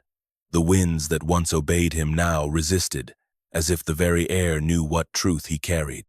Below, the giants gathered in anxious expectation. Their camp sprawled across scorched valleys, great stone halls carved by hands larger than men's, fires burning blue with unnatural fuel, and watchtowers that pierced the low-hanging clouds. They waited not with reverence but with gnawing dread, for the dreams that plagued them had grown sharper, and hope was thinning like mist before the sun. Mahaweh landed among them, silent and grave. His eyes, once gleaming with certainty, now held the hollowness of a soul who had glimpsed something too vast to bear.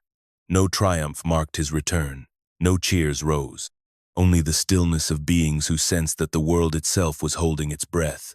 Oya and Haya stepped forward, their towering forms shadowing the others, but even they did not speak.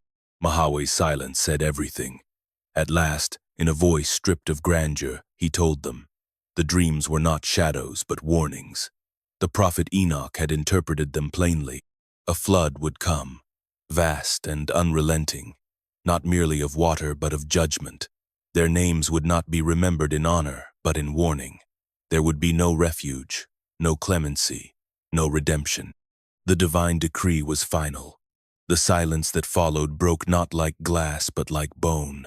Roars erupted not of sorrow, but of defiance.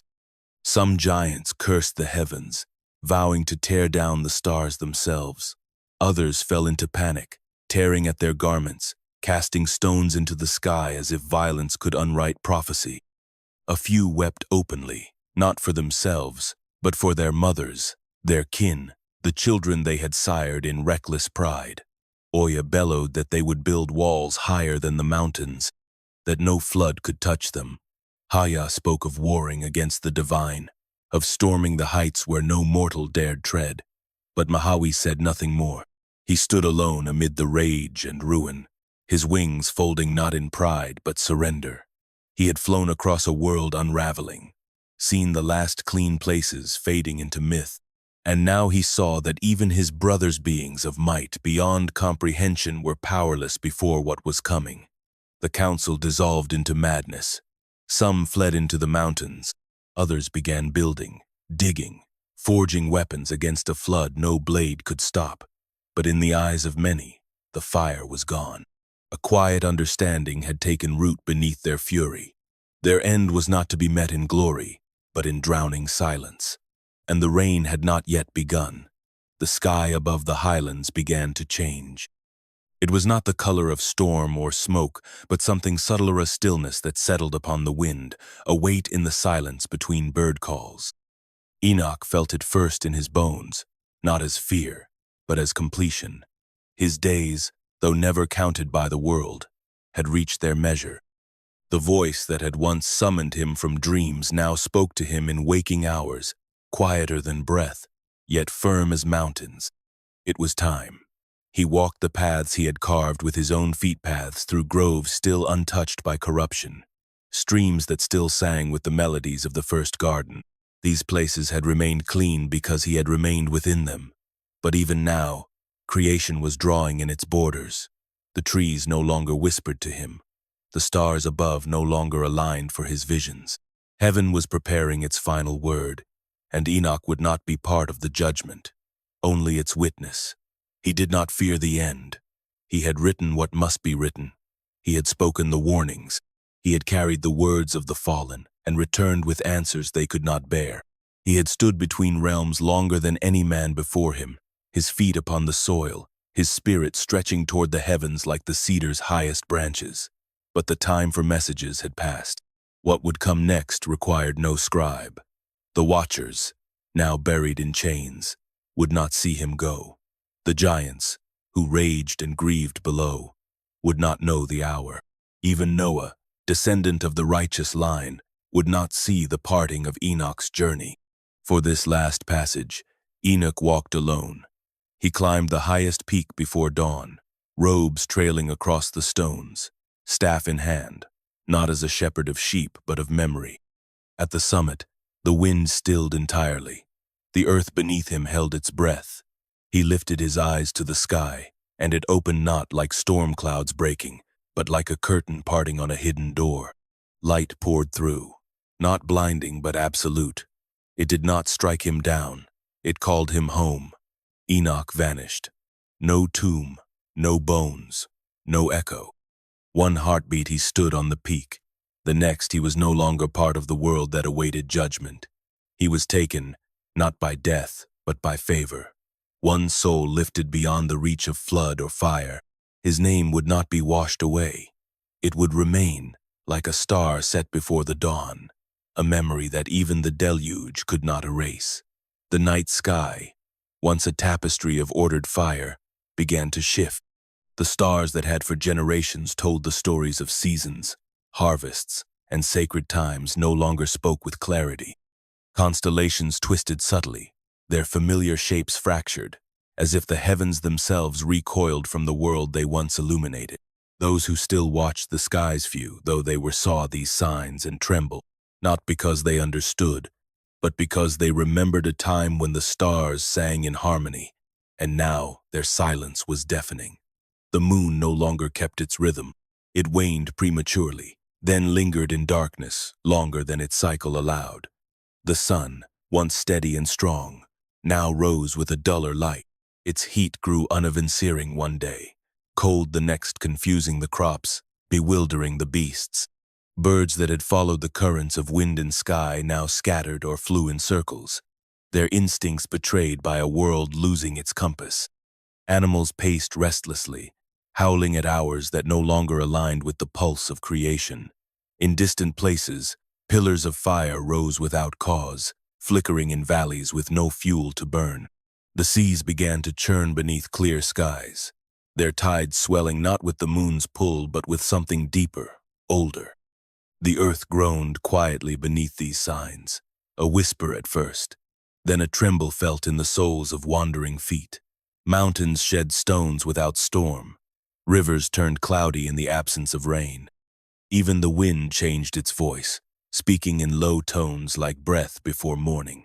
Among the watchers who remained conscious in their prisons beneath the ground, the signs brought agony more acute than chains.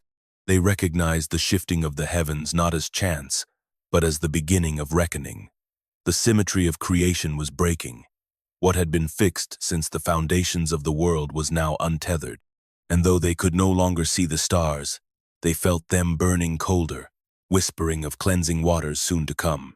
The giants, too, saw the changes. Some mocked them, calling them tricks of the atmosphere or punishment for human weakness. Others stared into the sky night after night, haunted by dreams that now mirrored the heavens' unrest. The bravest among them began to dig, not to build, but to hide, searching for caves, hollows, or anything that might resist what seemed to approach from both sky and earth. But it was too late. The stars no longer watched. They turned their gaze away, dimming one by one as if unwilling to witness what was coming. The firmament, once a dome of glory, had become a ceiling of warning. Above, the last of the lights flickered, then steadied not in peace, but in pause. The sky had spoken, not in thunder, but in silence. Judgment was near. While the world spiraled into ruin and the sky dimmed with silent warnings, one man walked quietly through the decay, untouched by its madness. Noah, a son of Lamech, descended from the line of Seth. He bore in his blood a memory of Eden, a clarity long lost among men. In a time when giants roamed the valleys and corruption spread like smoke through every nation, Noah lived apart not in distance, but in spirit. He tilled the ground with reverence, spoke little, and listened much. His hands were calloused with labor, but his heart remained soft to the whisper of the unseen. He had heard the tales of Enoch, the prophet taken into heaven, who once walked with God as a man walks through a garden at dawn. Those stories had not dimmed in Noah's household, passed from tongue to tongue, preserved like sacred fire. And though Noah had never seen the watchers, he felt their lingering shadow in the trees that no longer bore fruit, in the strange glint of tools forged with forbidden arts, in the fear that now haunted human eyes. The world was unraveling, and only Noah dared speak aloud what others feared to admit. Something holy had been lost and something monstrous had replaced it. Then one night, when the stars pulsed faintly and even the wind seemed to hold its breath, the voice came, not in thunder, nor from a burning bush, but within, a knowing so deep it silenced all thought. The Creator had chosen him. Among all the living, Noah had found favor. He was not chosen for perfection, but for faithfulness, for his refusal to bow to the false kings, for the purity he kept in the midst of corruption. He was to become a vessel, not of wrath, but of preservation. Instructions followed: specific, impossible, sacred. Build an ark, vast and strong, of gopher wood sealed with pitch. Make it long enough to carry generations, tall enough to house the breath of beasts, wide enough to hold the roots of every future tree. He was to preserve not just life, but balance, male and female, clean and unclean, wild and tame, 2 by 2, 7 by 7. A pattern written into the first days of creation, now to be remembered in timber and nail. Noah did not laugh. He did not argue. He set his face to work. His sons, Shem, Ham, and Japheth joined him. Neighbors mocked. Giants scoffed. But he built anyway, each plank a prayer, each hammer's strike a defiance against the chaos closing in. While others dreamed of violence or fled into shadows, Noah prepared, not for war, but for renewal. The rains had not yet fallen, but in the stillness between breaths, he could feel it, the tremble in the roots of the earth, the deep ache in the sky. Judgment was coming. But so too was a beginning. The voice that spoke to Noah gave no riddles, only command. Build, measure, prepare. The ark was not a boat in the way men knew boats. This was a thing unlike anything the world had yet seen. A floating sanctuary, vast as a fortress, silent as a mountain. It was not made to sail, but to endure. Not shaped for speed, but for survival. And every detail came from beyond the veil. The length, the breadth, the height, the chambers within, the pitch to seal it tight as a womb. Noah obeyed. There was no bargaining, no searching for signs. The world around him groaned in sickness, and he had already seen enough to know that judgment was not a threat but a certainty. While others lit fires for false gods or built towers to chase forgotten stars, Noah began cutting trees. Gopher woodracine rich, durable, strange in grain and smell was chosen. The first strike of his axe rang like a bell through the valley, and the world did not understand what it had heard. Years passed beneath the sound of hammers and saws. His sons labored with him, Shem steady, Japheth strong, Ham clever. Their hands bled, their backs ached, but the ark took shape slowly, rising like a second creation in the midst of the old one decaying. Villagers came to jeer at first, to laugh at the mad builder and his children. Then they stopped coming. The sky had changed. The ground no longer gave easily. Trees died in groves. Beasts vanished. Fear had crept even into mockery. Still Noah built. 3 levels, wide enough for herds, tall enough for trees, long enough for time itself to pass within. Chambers for animals, food stores, water cisterns, nests, roosts, and stalls. A single window near the top to see the end when it came. One door, one entrance, one way in. The ark was not beautiful by human eyes, but it was sacred. Each beam placed with reverence. Each nail is a symbol of obedience. There were no carvings, no decorations, only function. It was a vessel of life, built in a world that no longer valued life rightly. In the evenings, Noah would stand at the edge of the valley and look up at the heavens. Stars flickered low and erratic. Winds swirled in unnatural circles. Insects moved in strange patterns. He knew the time was drawing near, yet still the voice did not return with a date. Only the instruction had been clear. Build, for the end of all flesh is near, and through you, a remnant will be saved. And so he continued, against weariness, against loneliness, against the rising dread that clung to the horizon. The ark grew, and with it, the unseen weight of all creation's last hope. The land groaned beneath the weight of unnatural giants. What had once been fields of grain and orchards of fruit were now scarred battlegrounds, churned with blood and ash. The Nephilim, born of rebellion, had grown beyond all restraint. Their hunger, once for food and dominion, had turned inward into madness. No longer content to rule, they sought to destroy, not with purpose, but with appetite. Their bodies, swollen with might, carried them across the earth like living storms. Mountains trembled under their steps. Rivers ran red. What began as dominance soon unraveled into chaos. The giants turned not only against humankind but against each other. Territories that once knew uneasy peace dissolved into savage war. Sons of Samyaza clashed with the bloodlines of Barakel and Kokabel. Brothers who had once stood shoulder to shoulder now tore flesh with bare hands and shattered bones with stones pulled from the earth. The ground was littered with the corpses of monsters, vast and rotting, their bones left where they fell because no man dared approach. Humans, caught in the fury, had no hope. Villages vanished in nights. Entire cities were flattened like clay beneath divine wrath. Those who survived fled into forests and caves, but even there they were hunted, torn from shadows, devoured, or crushed for sport. The old ways were forgotten. Laws, prayers, offerings, these were powerless now. The Watcher's children did not fear gods, and they did not know mercy. The sky mirrored the bloodshed. Stars dimmed further.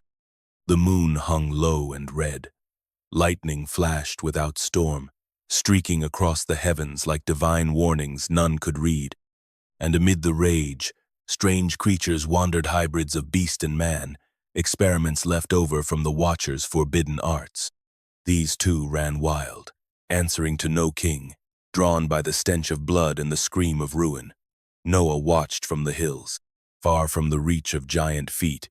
He stood beside the ark, seeing the distant glow of burning settlements. He heard the low rumble of war echoing through valleys, like thunder dragged across stone. He did not speak. He did not move. The hammer in his hand hung still. There was nothing left to say. The world was ending not by water, not yet but by its own corruption turned inward, like a body poisoned from within, convulsing before death. And still, men cried out to idols. Still, some offered sacrifice to the giants in hopes of favor. But the giants were deaf with rage, drunk on flesh. They saw no difference between enemy and follower. All was fuel for their fire. The violence of the Nephilim became its own judgmental mirror to the rebellion that birthed them. The world, soaked in blood, awaited the flood that would wash it clean. The earth itself began to revolt. What the giants had started with their rampages, the world finished with its own groaning fury. Mountains cracked open like eggs, spilling fire and ash into the sky. Valleys that had cradled rivers for generations were swallowed whole. The ground, once firm and faithful, shuddered beneath every footfall, as though rejecting the weight of those who had defiled it. Earthquakes rippled across the land in waves, first subtle tremors, then full convulsions that snapped trees in half and pulled down the walls of cities. Structures of stone and iron, once thought indestructible, crumbled like dry leaves in the wind. Storms gathered in the sky without warning. Clouds thick as night churned overhead, dragging darkness over the land even at midday. Rain began to fall not in soft weeping, but in sheets, heavy and violent, as though heaven itself was beginning to grieve. Thunder rolled endlessly, not in bursts, but as a low growl that never ceased. Lightning split the heavens in jagged lines, striking not with aimless fury, but with eerie, purpose-igniting forests, setting aflame what the giants had not already ruined. The seas joined the unrest. Tides broke their boundaries, rushing far inland, swallowing coastlands whole. Fishing villages vanished beneath walls of water. Boats were dashed against rocks like toys. Ocean creatures, disoriented by the shifting currents and the wounded sky, began washing ashore in unnatural droves, dead or dying, as if the sea no longer wished to carry life. Flocks of birds flew in chaotic spirals, colliding with each other in the air, as if trying to flee from something they could not outrun. The animals of the field, once instinctively balanced, now turned on one another in fits of panic and madness. Even the insects fled their nests. The skies grew thick with ash and dust, until breathing itself became a burden. Crops wilted under dim light. Fruit trees bore no yield. Grass withered to yellow straw. The scent of death hung over the land, not just of bodies, but of something older and deeper, a rot in the roots of the world. Creation itself, once called good, seemed to mourn its own condition. Those with eyes to see knew it. This was no coincidence, no cycle of nature. This was rejection. Earth, sea, and sky once harmonious now turned in chorus against the rebellion that had poisoned them. The Watchers had fallen, and their children had polluted everything they touched. Now, even nature would not remain neutral. Noah stood beneath a darkened sky, hands stained with pitch, eyes lifted.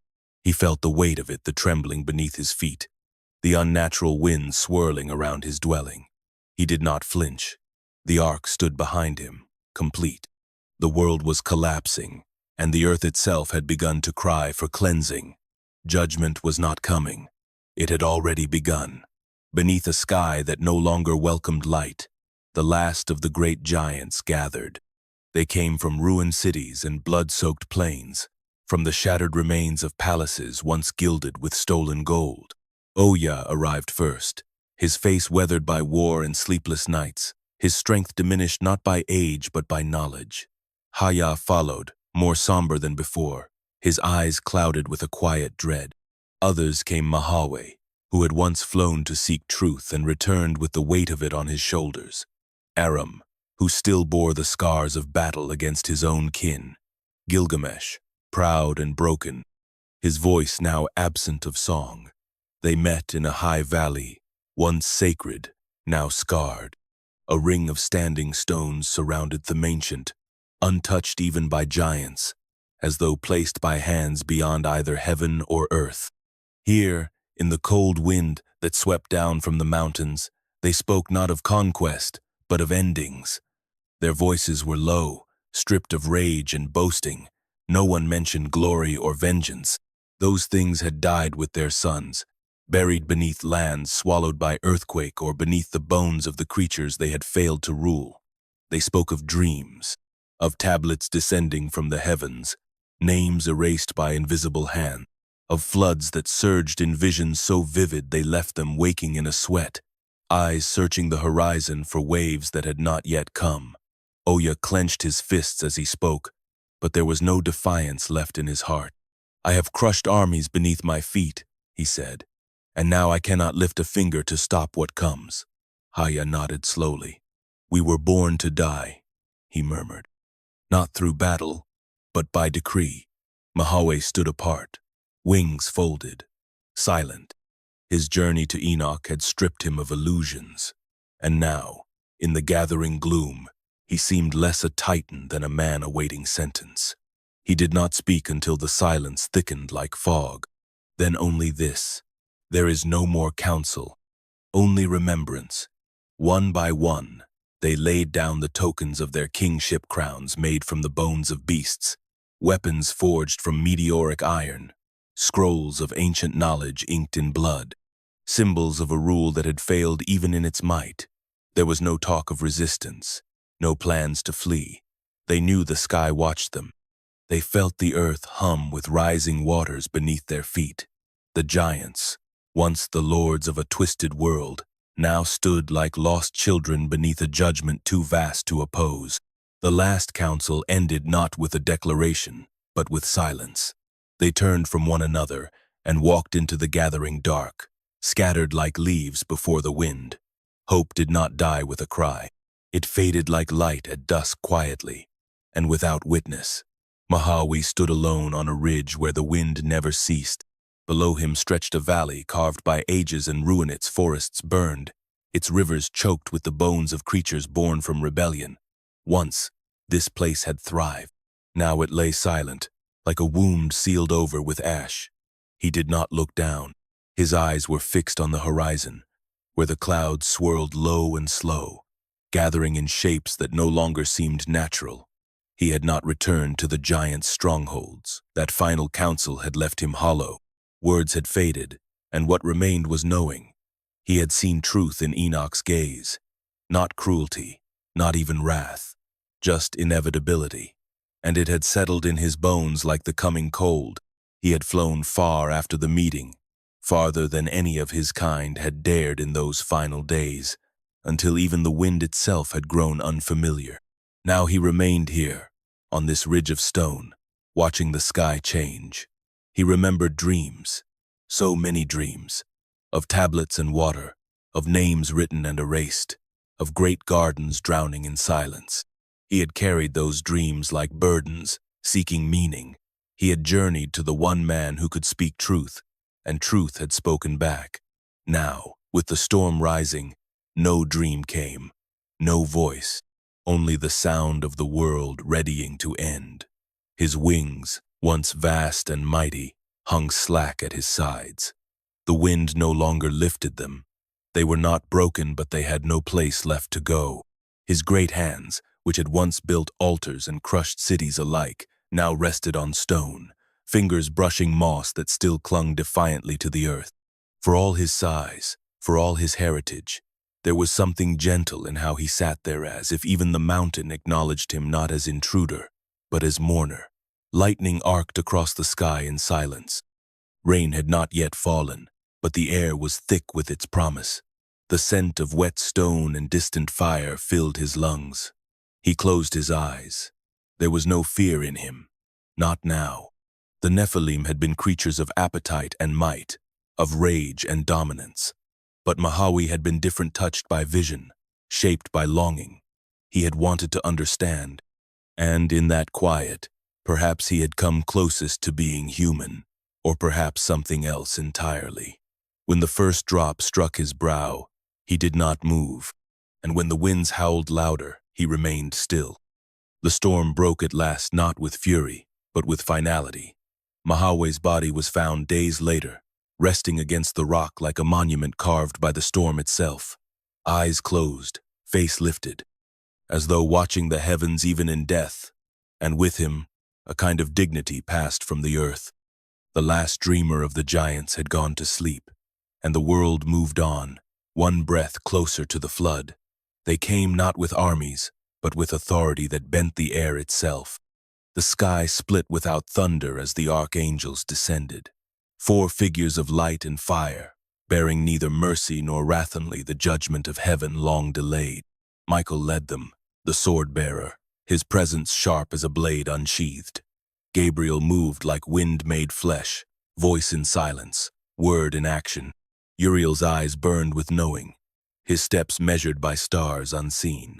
And Raphael, healer of worlds, carried chains that shimmered not with metal but with the weight of divine will.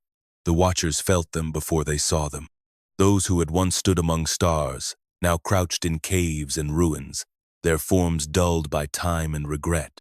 Samyaza, once proud leader, now paced a forgotten valley with eyes hollow from visions of what he had unleashed.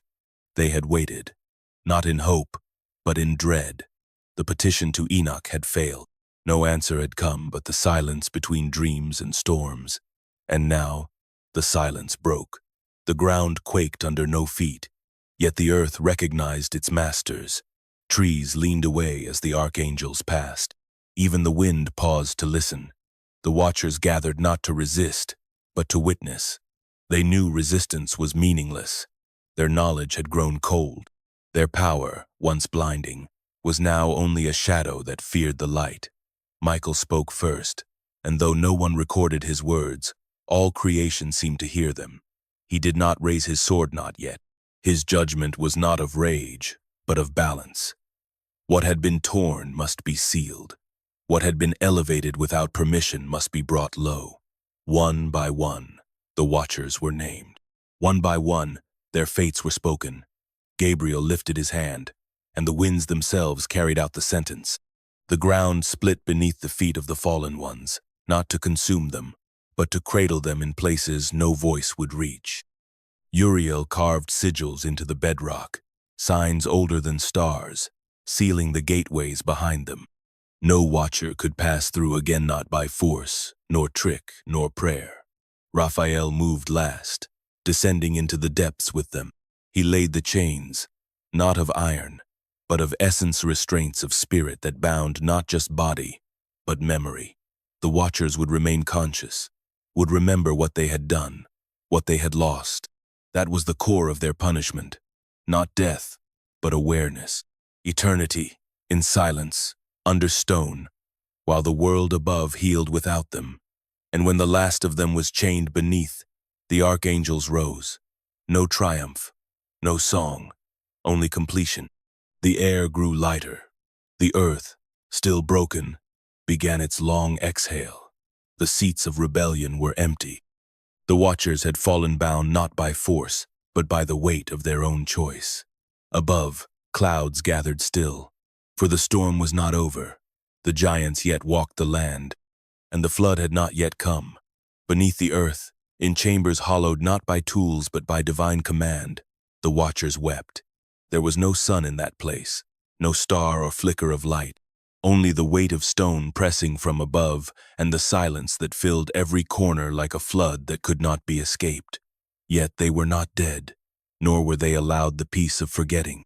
The chains that bound them were not of metal, but of memory, and it was memory that tormented them now. Samyaza, once a prince of heaven, now lay prostrate in the dust, his face etched with anguish older than time.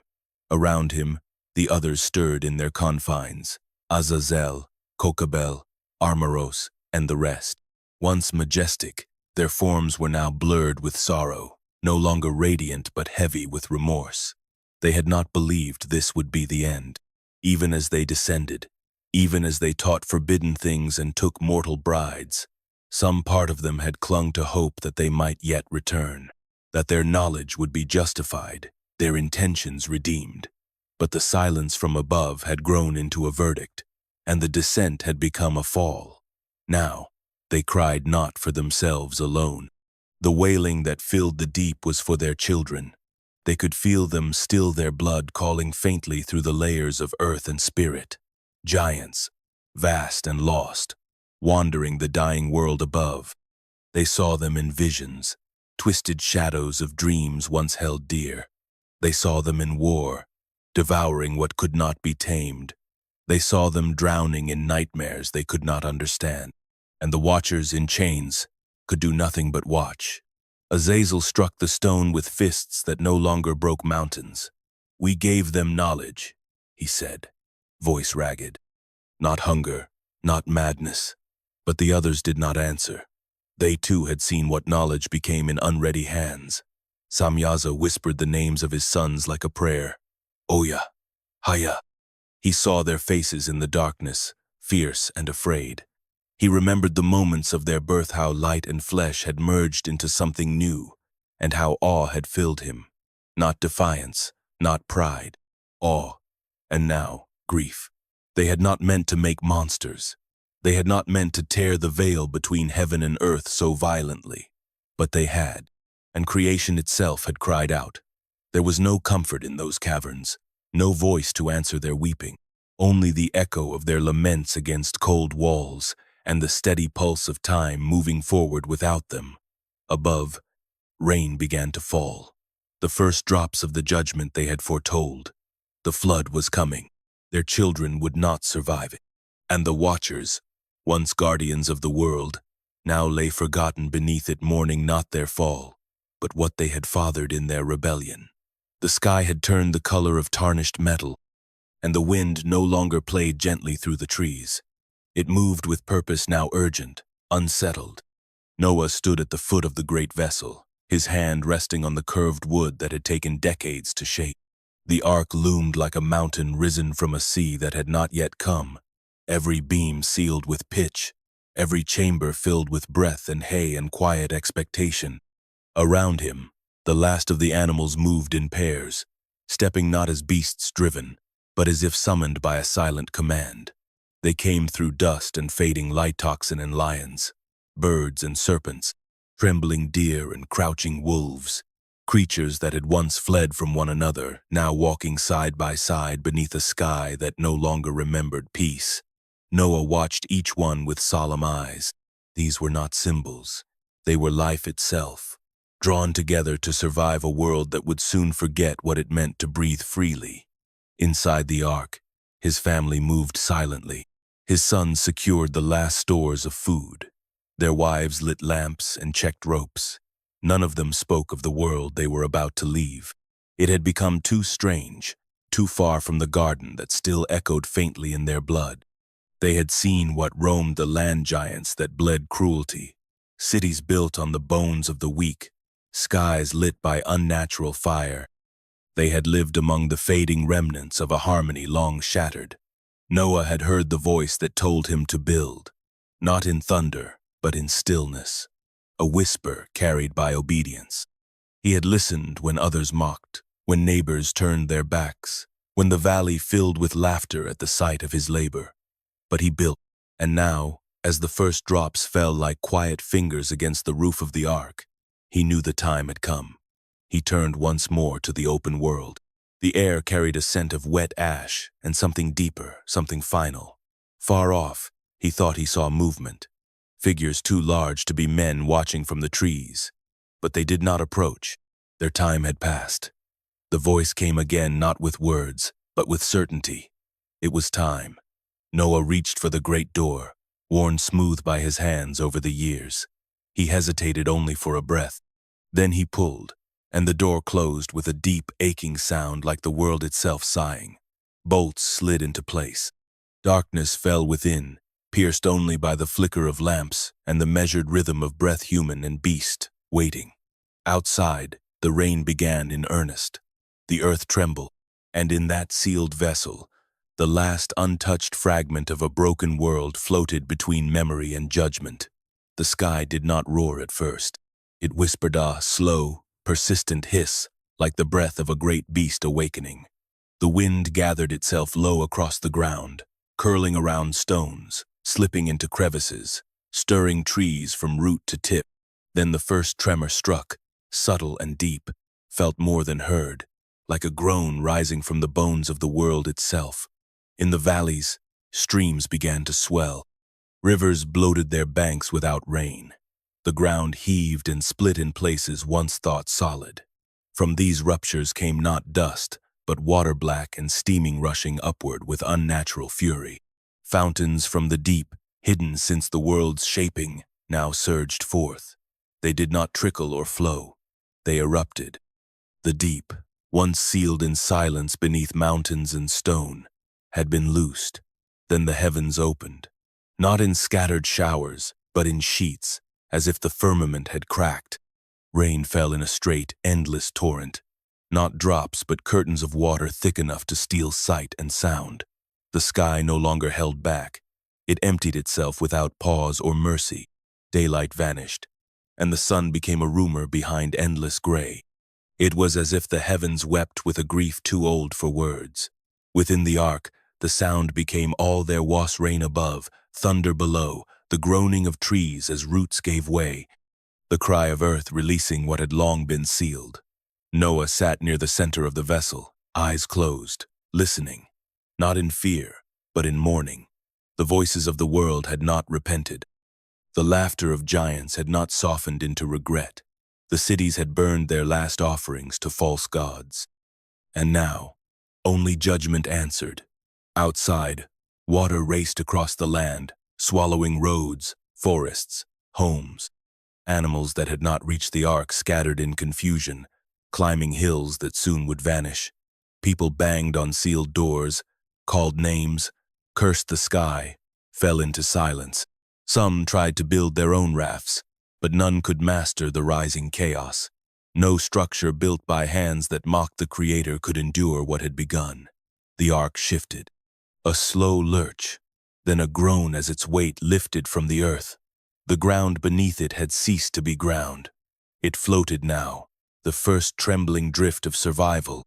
Behind its wooden walls, a remnant endured. Above it, the rain did not pause. Beneath it, the waters climbed higher. For 40 days and nights, heaven would not relent. The deep had joined with the sky. The world before was vanishing, drowned not only in water, but in the sorrow of what it had become. And still the fountains roared, and still the rain fell. The rain did not stop. It fell with relentless weight, erasing the horizon and turning the sky into an endless veil of gray sorrow. The giants, those towering children of rebellion, stood bewildered at first, watching as the waters crept over fields and stone, then surged upward with a hunger equal to their own. They had never feared before. They had never needed to. Now, they began to run. Their great strides churned the mud into oceans of filth. Mountains that once served as their thrones became shrinking islands. They called to one another across the roaring void Oya, Haya, Gilgamesh, Mawe. No more, but their voices were swallowed by thunder and wind. Some tried to climb higher. Others tried to dam the waters with fallen trees and shattered stone. A few believed they could swim through it, their massive limbs thrashing against the flood like wounded beasts. But the waters were not natural. They did not behave like river or sea. They came with purpose, with judgment, and judgment could not be outrun. The Nephilim, once gods among men, were undone not in battle, but in retreat. Their weapons rusted, their cries turned to howls. They struck out at one another in madness, blaming brothers, cursing fathers, clawing at anything that might stay the tide. Some turned against their human worshippers, devouring in panic what they once ruled, but no blood could quench this fear. Others stood still in the deluge, lifting their arms to the heavens in some final act of defiance or surrender. It did not matter. Wave upon wave came, crashing against even their colossal forms, dragging them down into the dark. Cities built by their hands crumbled into mud. Temples erected to their greatness became tombs.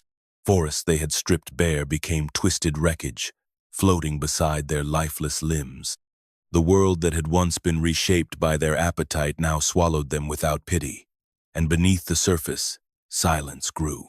Their bodies, massive and deformed by unnatural growth, drifted like fallen trees, then vanished, entirely swallowed into the shifting floor of a new, water-covered earth. Some say their bones remain deep beneath deserts and oceans, forgotten by men but never by the heavens. Others claim their spirits linger, bound in shadow, denied even the peace of death. The drowning of the giants was not a battle, it was a reckoning, one that proved no strength could defy the will woven into the very fabric of creation. Their stories would live untwisted into legend, feared in whispers, but their breath would never again stir the air of the world they had once ruled. The Nephilim fell, not with a roar, but with a gurgling silence beneath waves that remembered Eden. For 40 days and 40 nights, the flood ruled without challenge. No voice rose high enough to pierce the downpour. No fire stayed lit. No altar burned. The world was swallowed whole, and the waters moved with the mindless certainty of a sentence already passed.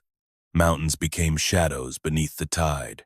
Valleys became ocean beds, what had once been distinct hill from city. River from road blurred into a single, featureless plain of water, gray and heaving beneath a sky that knew no dawn.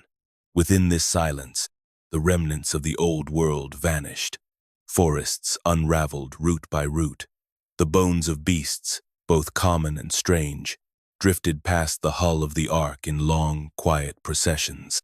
Homes built by human hands collapsed beneath the weight of waterlogged soil, their stones rolling away like forgotten prayers. Temples once devoted to the fallen were no more than swirling debris, their idols broken, their names washed from the lips of time. The flood was not chaos, it was stillness with purpose. Judgment had not come in fire or battle, but in erasure. All noise had ceased save for the sound of the rain, now softer but unceasing, like the weeping of the heavens themselves.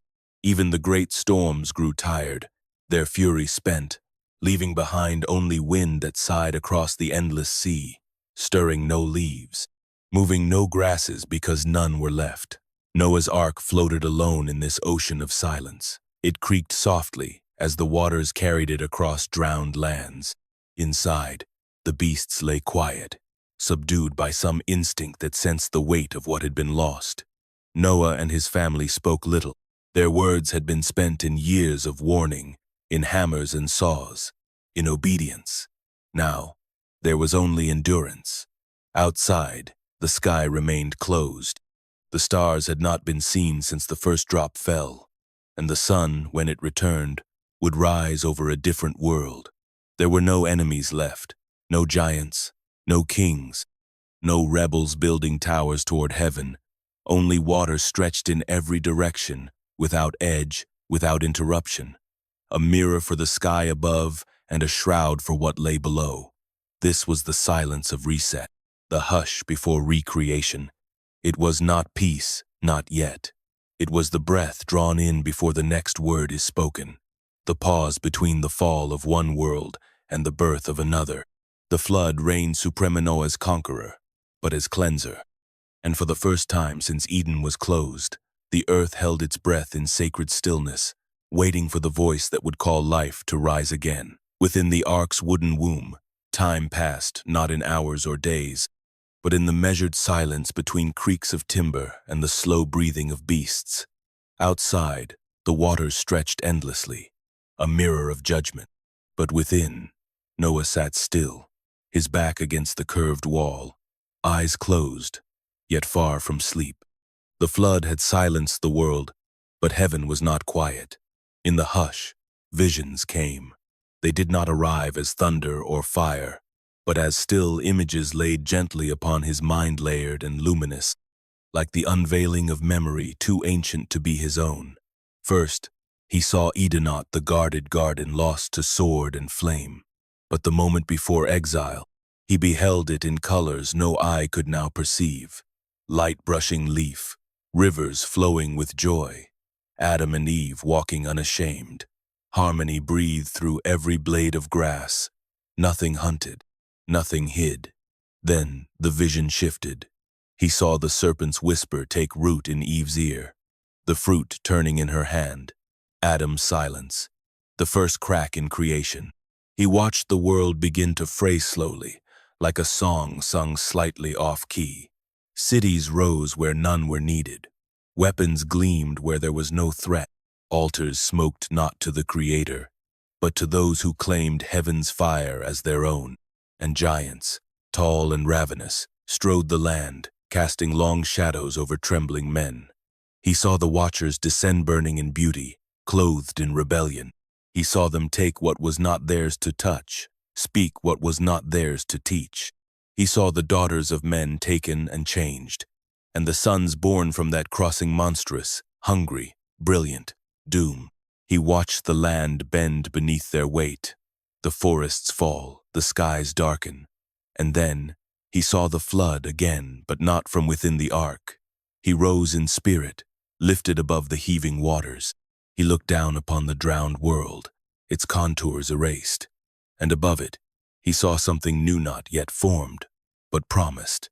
Dry ground rising like the memory of Eden. Trees not yet grown, but already swaying in invisible winds. Cities yet unborn, but trembling with potential. A world cleansed, not of life, but of corruption. Finally, he saw a rainbow not in the sky, but circling the ark like a seal, unbroken and glowing faintly in the gloom. A covenant not yet spoken, but already forming in the heart of the Creator. Noah opened his eyes. The ark rocked gently, as if echoing the breath of a sleeping world. The animals shifted but did not stir. Around him, silence remained. But in his heart, a new sound had begun, a low, steady music like the rhythm of earth remembering its first song. The old world had fallen. The new one waited. For months the ark had drifted, borne not by destination but by divine will. It had become a moving island, an echo of Eden enclosed in wood and pitch, sailing across the judgment of a broken world. Then, one morning, something shifted. The creaking changed. The rhythm of the waves softened. A stillness settled not just in the air, but in the bones of every living thing aboard. Outside, the water had begun its slow retreat. It did not vanish all at once, but ebbed with solemn deliberation, as though reluctant to release what it had claimed. The waves no longer reached the heavens. Mountain peaks, once forgotten, pierced the mist like silent witnesses returning from exile, and among them rose a ridge, ancient and austere, the mountains of Ararat, jagged with memory, strong enough to cradle salvation. It was there the ark came to rest, not with a jolt, but with a long sigh, as if the vessel itself recognized its journey's end. The beasts within shifted, sensing the change. The air was cooler, touched by high winds and faint scents of stone and snow. Light slanted through the narrow openings above, not harsh, but clear, the first true light since the sky had closed itself in wrath. Noah stood at the threshold, hands against the wood, eyes scanning the horizon. He did not rush. He did not command the door be flung open. Stillness had become part of him now. He watched the peaks like old prophets, rising from the sea. He saw silence shaped into stone. No voices filled the wind. No banners waved. But he felt the shift the moment when judgment ceased and waiting began. Inside, the ark pulsed with life barely restrained. Hooves shuffled. Wings stirred. Breath mingled in shared stillness. Creation itself waited not in fear, but in reverence. The earth was not yet ready to receive them. Their feet would not yet touch soil. There was still cleansing in the valleys, still silence to complete. But the ark, at last, had found rest. This was not yet arrival. It was not yet the return of gardens or vineyards. But it was a foothold, a promise carved in stone. The world had not ended. It had been held, judged, preserved. The great vessel, once mocked, now stood as the last monument of a vanished age, resting where heaven met earth, waiting for the command to open its mouth and breathe out life upon a world made new. And the mountains watched, unmoving, as they had watched everything before the flood, through the storm, and now after witnesses to ruin, and soon to rebirth. Days passed in the hush of high places. The ark sat still, tilted upon the bones of Ararat, wrapped in mist and silence. No human voice had yet broken the quiet, and no creature dared cry out into the uncertainty that still lay beyond the wooden walls. But Noah, ever listening, heard a new whisper, not from judgment, but from hope. The flood had begun to retreat. He could feel it not just in the tilt of the deck or the scent of thawing air, but in his spirit, like a breath held too long now finally exhaled. He walked the length of the ark with calm deliberation, past beasts slumbering in straw, past his family bowed in prayer and waiting. At the narrow opening carved into the upper hull, he reached for the first messenger. A ravened ark, watchful, restless, was set free. It took to the air with a sound like memory, circling the ark in broad, mournful arcs. It did not return. It found no resting place, yet it would not settle either. It wandered the skies as the waters wandered the valleys below. Days later, Noah sent another, this time, a dove. Smaller, gentler, its wings beat against the morning light with trembling hope. It vanished into the pale horizon, and Noah waited. Evening returned with empty skies. The dove came back, wearied, its feathers heavy with sorrow. The earth was not ready. Noah waited again. 7 days passed beneath a softening sky. A second time the dove was loosed. It flew out into the broken world, guided by instinct older than ruin. And when it returned, it carried not emptiness, but a small green olive leaf, tender and whole, held carefully in its beak. No words were spoken, but all in the ark understood. Life, quiet and unseen, had survived somewhere beneath the flood. A branch had reached upward through the judgment, and the dove had found it. Noah held the leaf in his hand like a promise, fragile, fragrant, undeniable. 7 more days passed. Then the dove flew out once more and did not return. This time, it found what it needed. Somewhere, the waters had truly withdrawn. Somewhere, dry ground waited. The sky that had once poured down destruction now bore a messenger of peace, unseen but trusted. Hope did not come all at once. It came like the dove, attentive, searching, silent, but it came. The earth was not yet ready for footfall, not yet fit for garden or vineyard, but it was no longer drowning. The door remained closed. The ark remained sealed. But within its stillness, life stirred with new anticipation. The waters receded, the heavens whispered, and Noah waited not with dread, but with a heart that dared again to believe in beginnings. When the door of the ark finally opened, the air beyond was sharp and strange. Silence met them, not the silence of judgment, but of something newborn. The world had been rinsed to its roots. Hills stood bare, trees like skeletal remnants, the soil raw and dark as if freshly sculpted. The family stepped out together, not as wanderers returning, but as witnesses to the first dawn after calamity. Behind them, animals hesitated at the threshold, eyes wide to the blinding sky, nostrils flaring with the scent of a world made new. Noah stood for a long time before taking another step. His feet sank slightly into the soft earth, damp and clean. There were no voices, no horns, no divine thunder, only the gentle whisper of wind moving through empty spaces. Then, wordlessly, Noah began to gather stones, not to build shelter, but an altar. Before anything else, before fields or homes, before paths or planting, there would be offering. Fire touched flesh, smoke rose in spirals, and the air filled with the fragrance of devotion.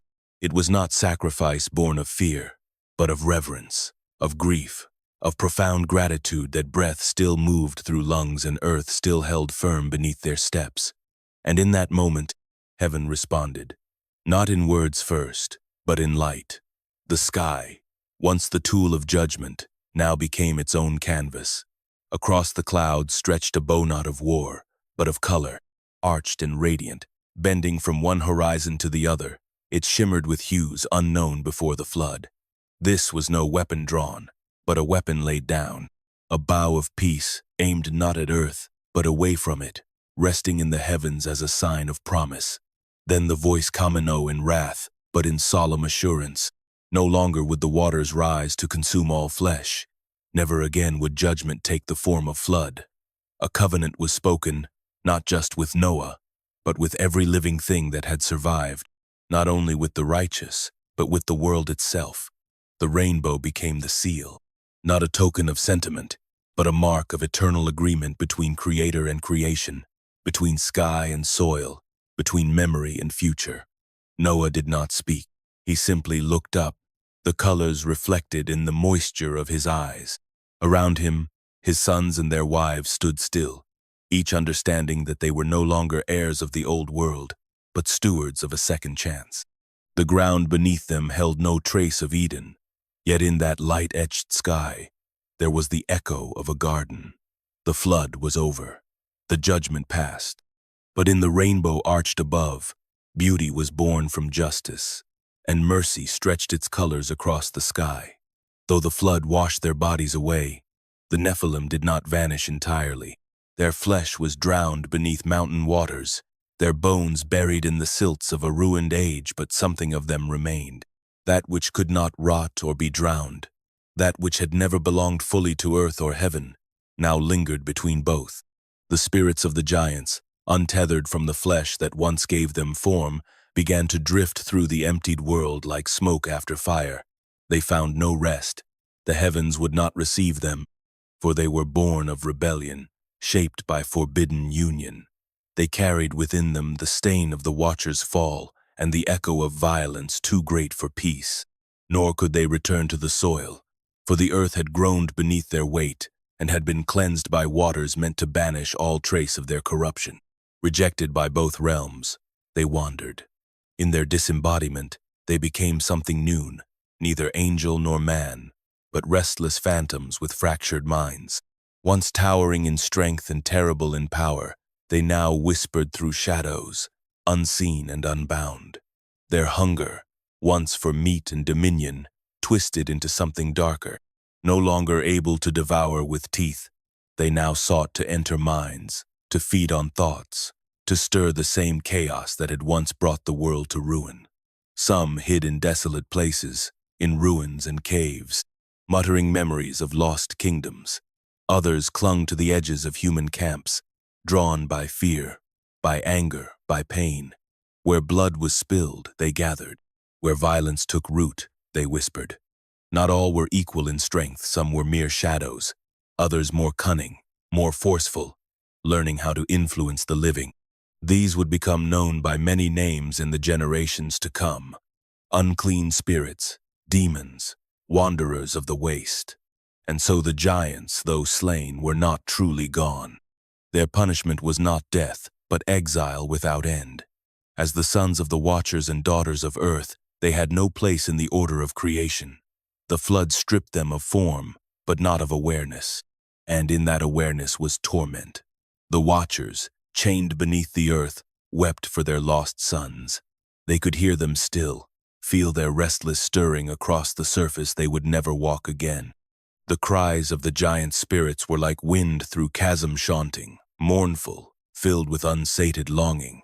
They had once ruled cities. Now they were echoes, infecting dreams, poisoning hearts. Thus, the world after the flood, though cleansed, remained haunted.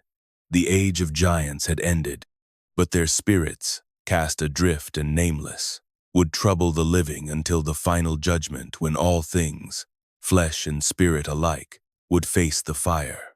Before the waters came, before the sky darkened and the deep groaned, Enoch walked alone through the high places. He had seen the visions, he had heard the decree. The world would be swept clean, but not forgotten. Knowledge must not drown with the wicked. Wisdom, unlike power, must survive. He moved with purpose, his hands clutching scrolls of strange weightsome inked with human hands, others given in fire by the divine, writings of stars, of judgment, of watchers and rebellion. Prophecies written not in panic but in quiet urgency, each line pressed into parchment and stone, etched with care that defied the trembling of the world around him. He knew he would not return to these places. His footsteps left no trail. The earth itself seemed to know what he carried. Mountains parted for him, their caves yawning open like mouths, ready to receive sacred breath. In one such place, deep and untouched, he laid down the records, not to be worshipped, not to be used, but to be preserved. He did not call down fire to guard them, nor angels to protect their hiding place. The soil would be their keeper, time their seal, the future their only audience. The scrolls lay beside stones engraved with markings no language could yet name, stars aligned in carved geometry, names of angels and kings now forgotten, the dreams of giants, the crimes of heaven, the justice of the Creator. These were not stories to entertain. They were testimonies, truths bound in ink, prepared for eyes not yet born. When the final tablet was placed, Enoch did not weep. He bowed his head, whispered something not even the wind could carry, and turned away. The earth closed behind him. Silence followed, but it was not deathly. It was expectant, the kind of silence that holds breath. Centuries would pass, waters would fall and rise, empires would come and go, languages would be born and buried. And still, beneath a forgotten hill, the writings would sleep dry and whole while kingdoms crumbled above. They would be discovered only when the world once again trembled with the same sin. When knowledge, once lost, would be needed not for pride, but for understanding. In time, fragments would emerge tattered and burnt, spoken in tongues no longer spoken. Men would argue over their meaning. Some would fear them, others would lie about them, but none would deny their power. For what Enoch buried was not just history. It was a warning. It was light placed beneath centuries of ash. And when the last age draws near, when watchers stir and giants rise again in shadowed form, the earth will give up what it has kept. The voice of the first scribe will be heard again, and those who find his words must choose forget once more, or finally understand. The rain had stopped. The winds fell still. Waters, once endless, now withdrew like breath returning to the deep. Mountains emerged, dark and glistening. Valleys waited, reborn and silent. From the belly of the ark, the world was seen not as it had been, but as something new, empty, wide, unmarked. Noah stood beneath a sky he had not seen for many days, and it was quiet. Not the silence of death, but of waiting. The air bore the smell of soaked earth, and ancient things washed clean. Around him were his sons and their wives, eyes wide not with fear but with awe, the kind that comes when one has passed through judgment and still breathes. The animals stepped forth, 2 by 2, some cautious, others eager, all guided by instincts older than memory. No cries of predators, no blood in the grass. For a moment, harmony walked once again. They began with altars, stones lifted from the ground, shaped by hand, kissed by fire. Noah offered thanks, not as one spared by luck, but as one entrusted. The smoke rose straight into the open heavens, unblocked by storm or cloud. Above it, a bow of color stretched like a divine thread sewn into the torn fabric of the sky, a sign that wrath had passed, and mercy would remember. The land was foreign, yet familiar. Seeds were sown, tents pitched, fires lit. The tools of civilization, once used to build towers of pride, now carved out shelter and sustenance. Noah's sons gathered wood not for war, but for warmth. Their wives ground grain, eyes searching horizons untouched by corruption. There were no cities to return to, no altars to false gods, only the quiet ground and the long days ahead. But the memory lingered, the echoes of a world swallowed, the faces of those who had laughed and perished, the cries of giants and the silence of angels in chains.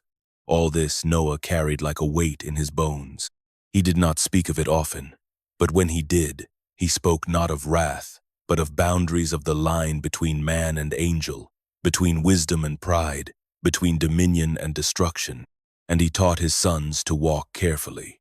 The world was new, but men were still men. Noah would live to see vineyards planted and missteps made. He would watch the seeds of both righteousness and ruin sprout anew. For cleansing does not change the soil, it only gives it a chance to grow differently. And so history began again, not as a triumph, but as a second breath. The Creator had not abandoned his image.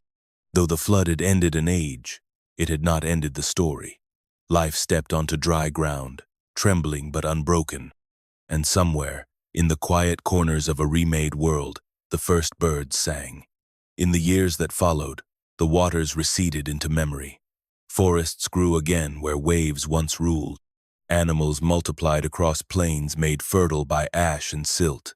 Men raised homes and altars, fields and families.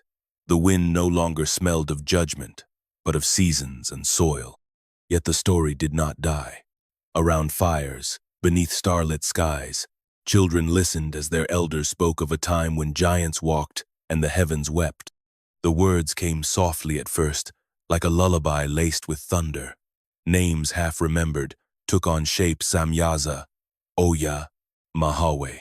Some heard of angels who loved too much and fell too far. Others heard of a man who walked with God and vanished into light.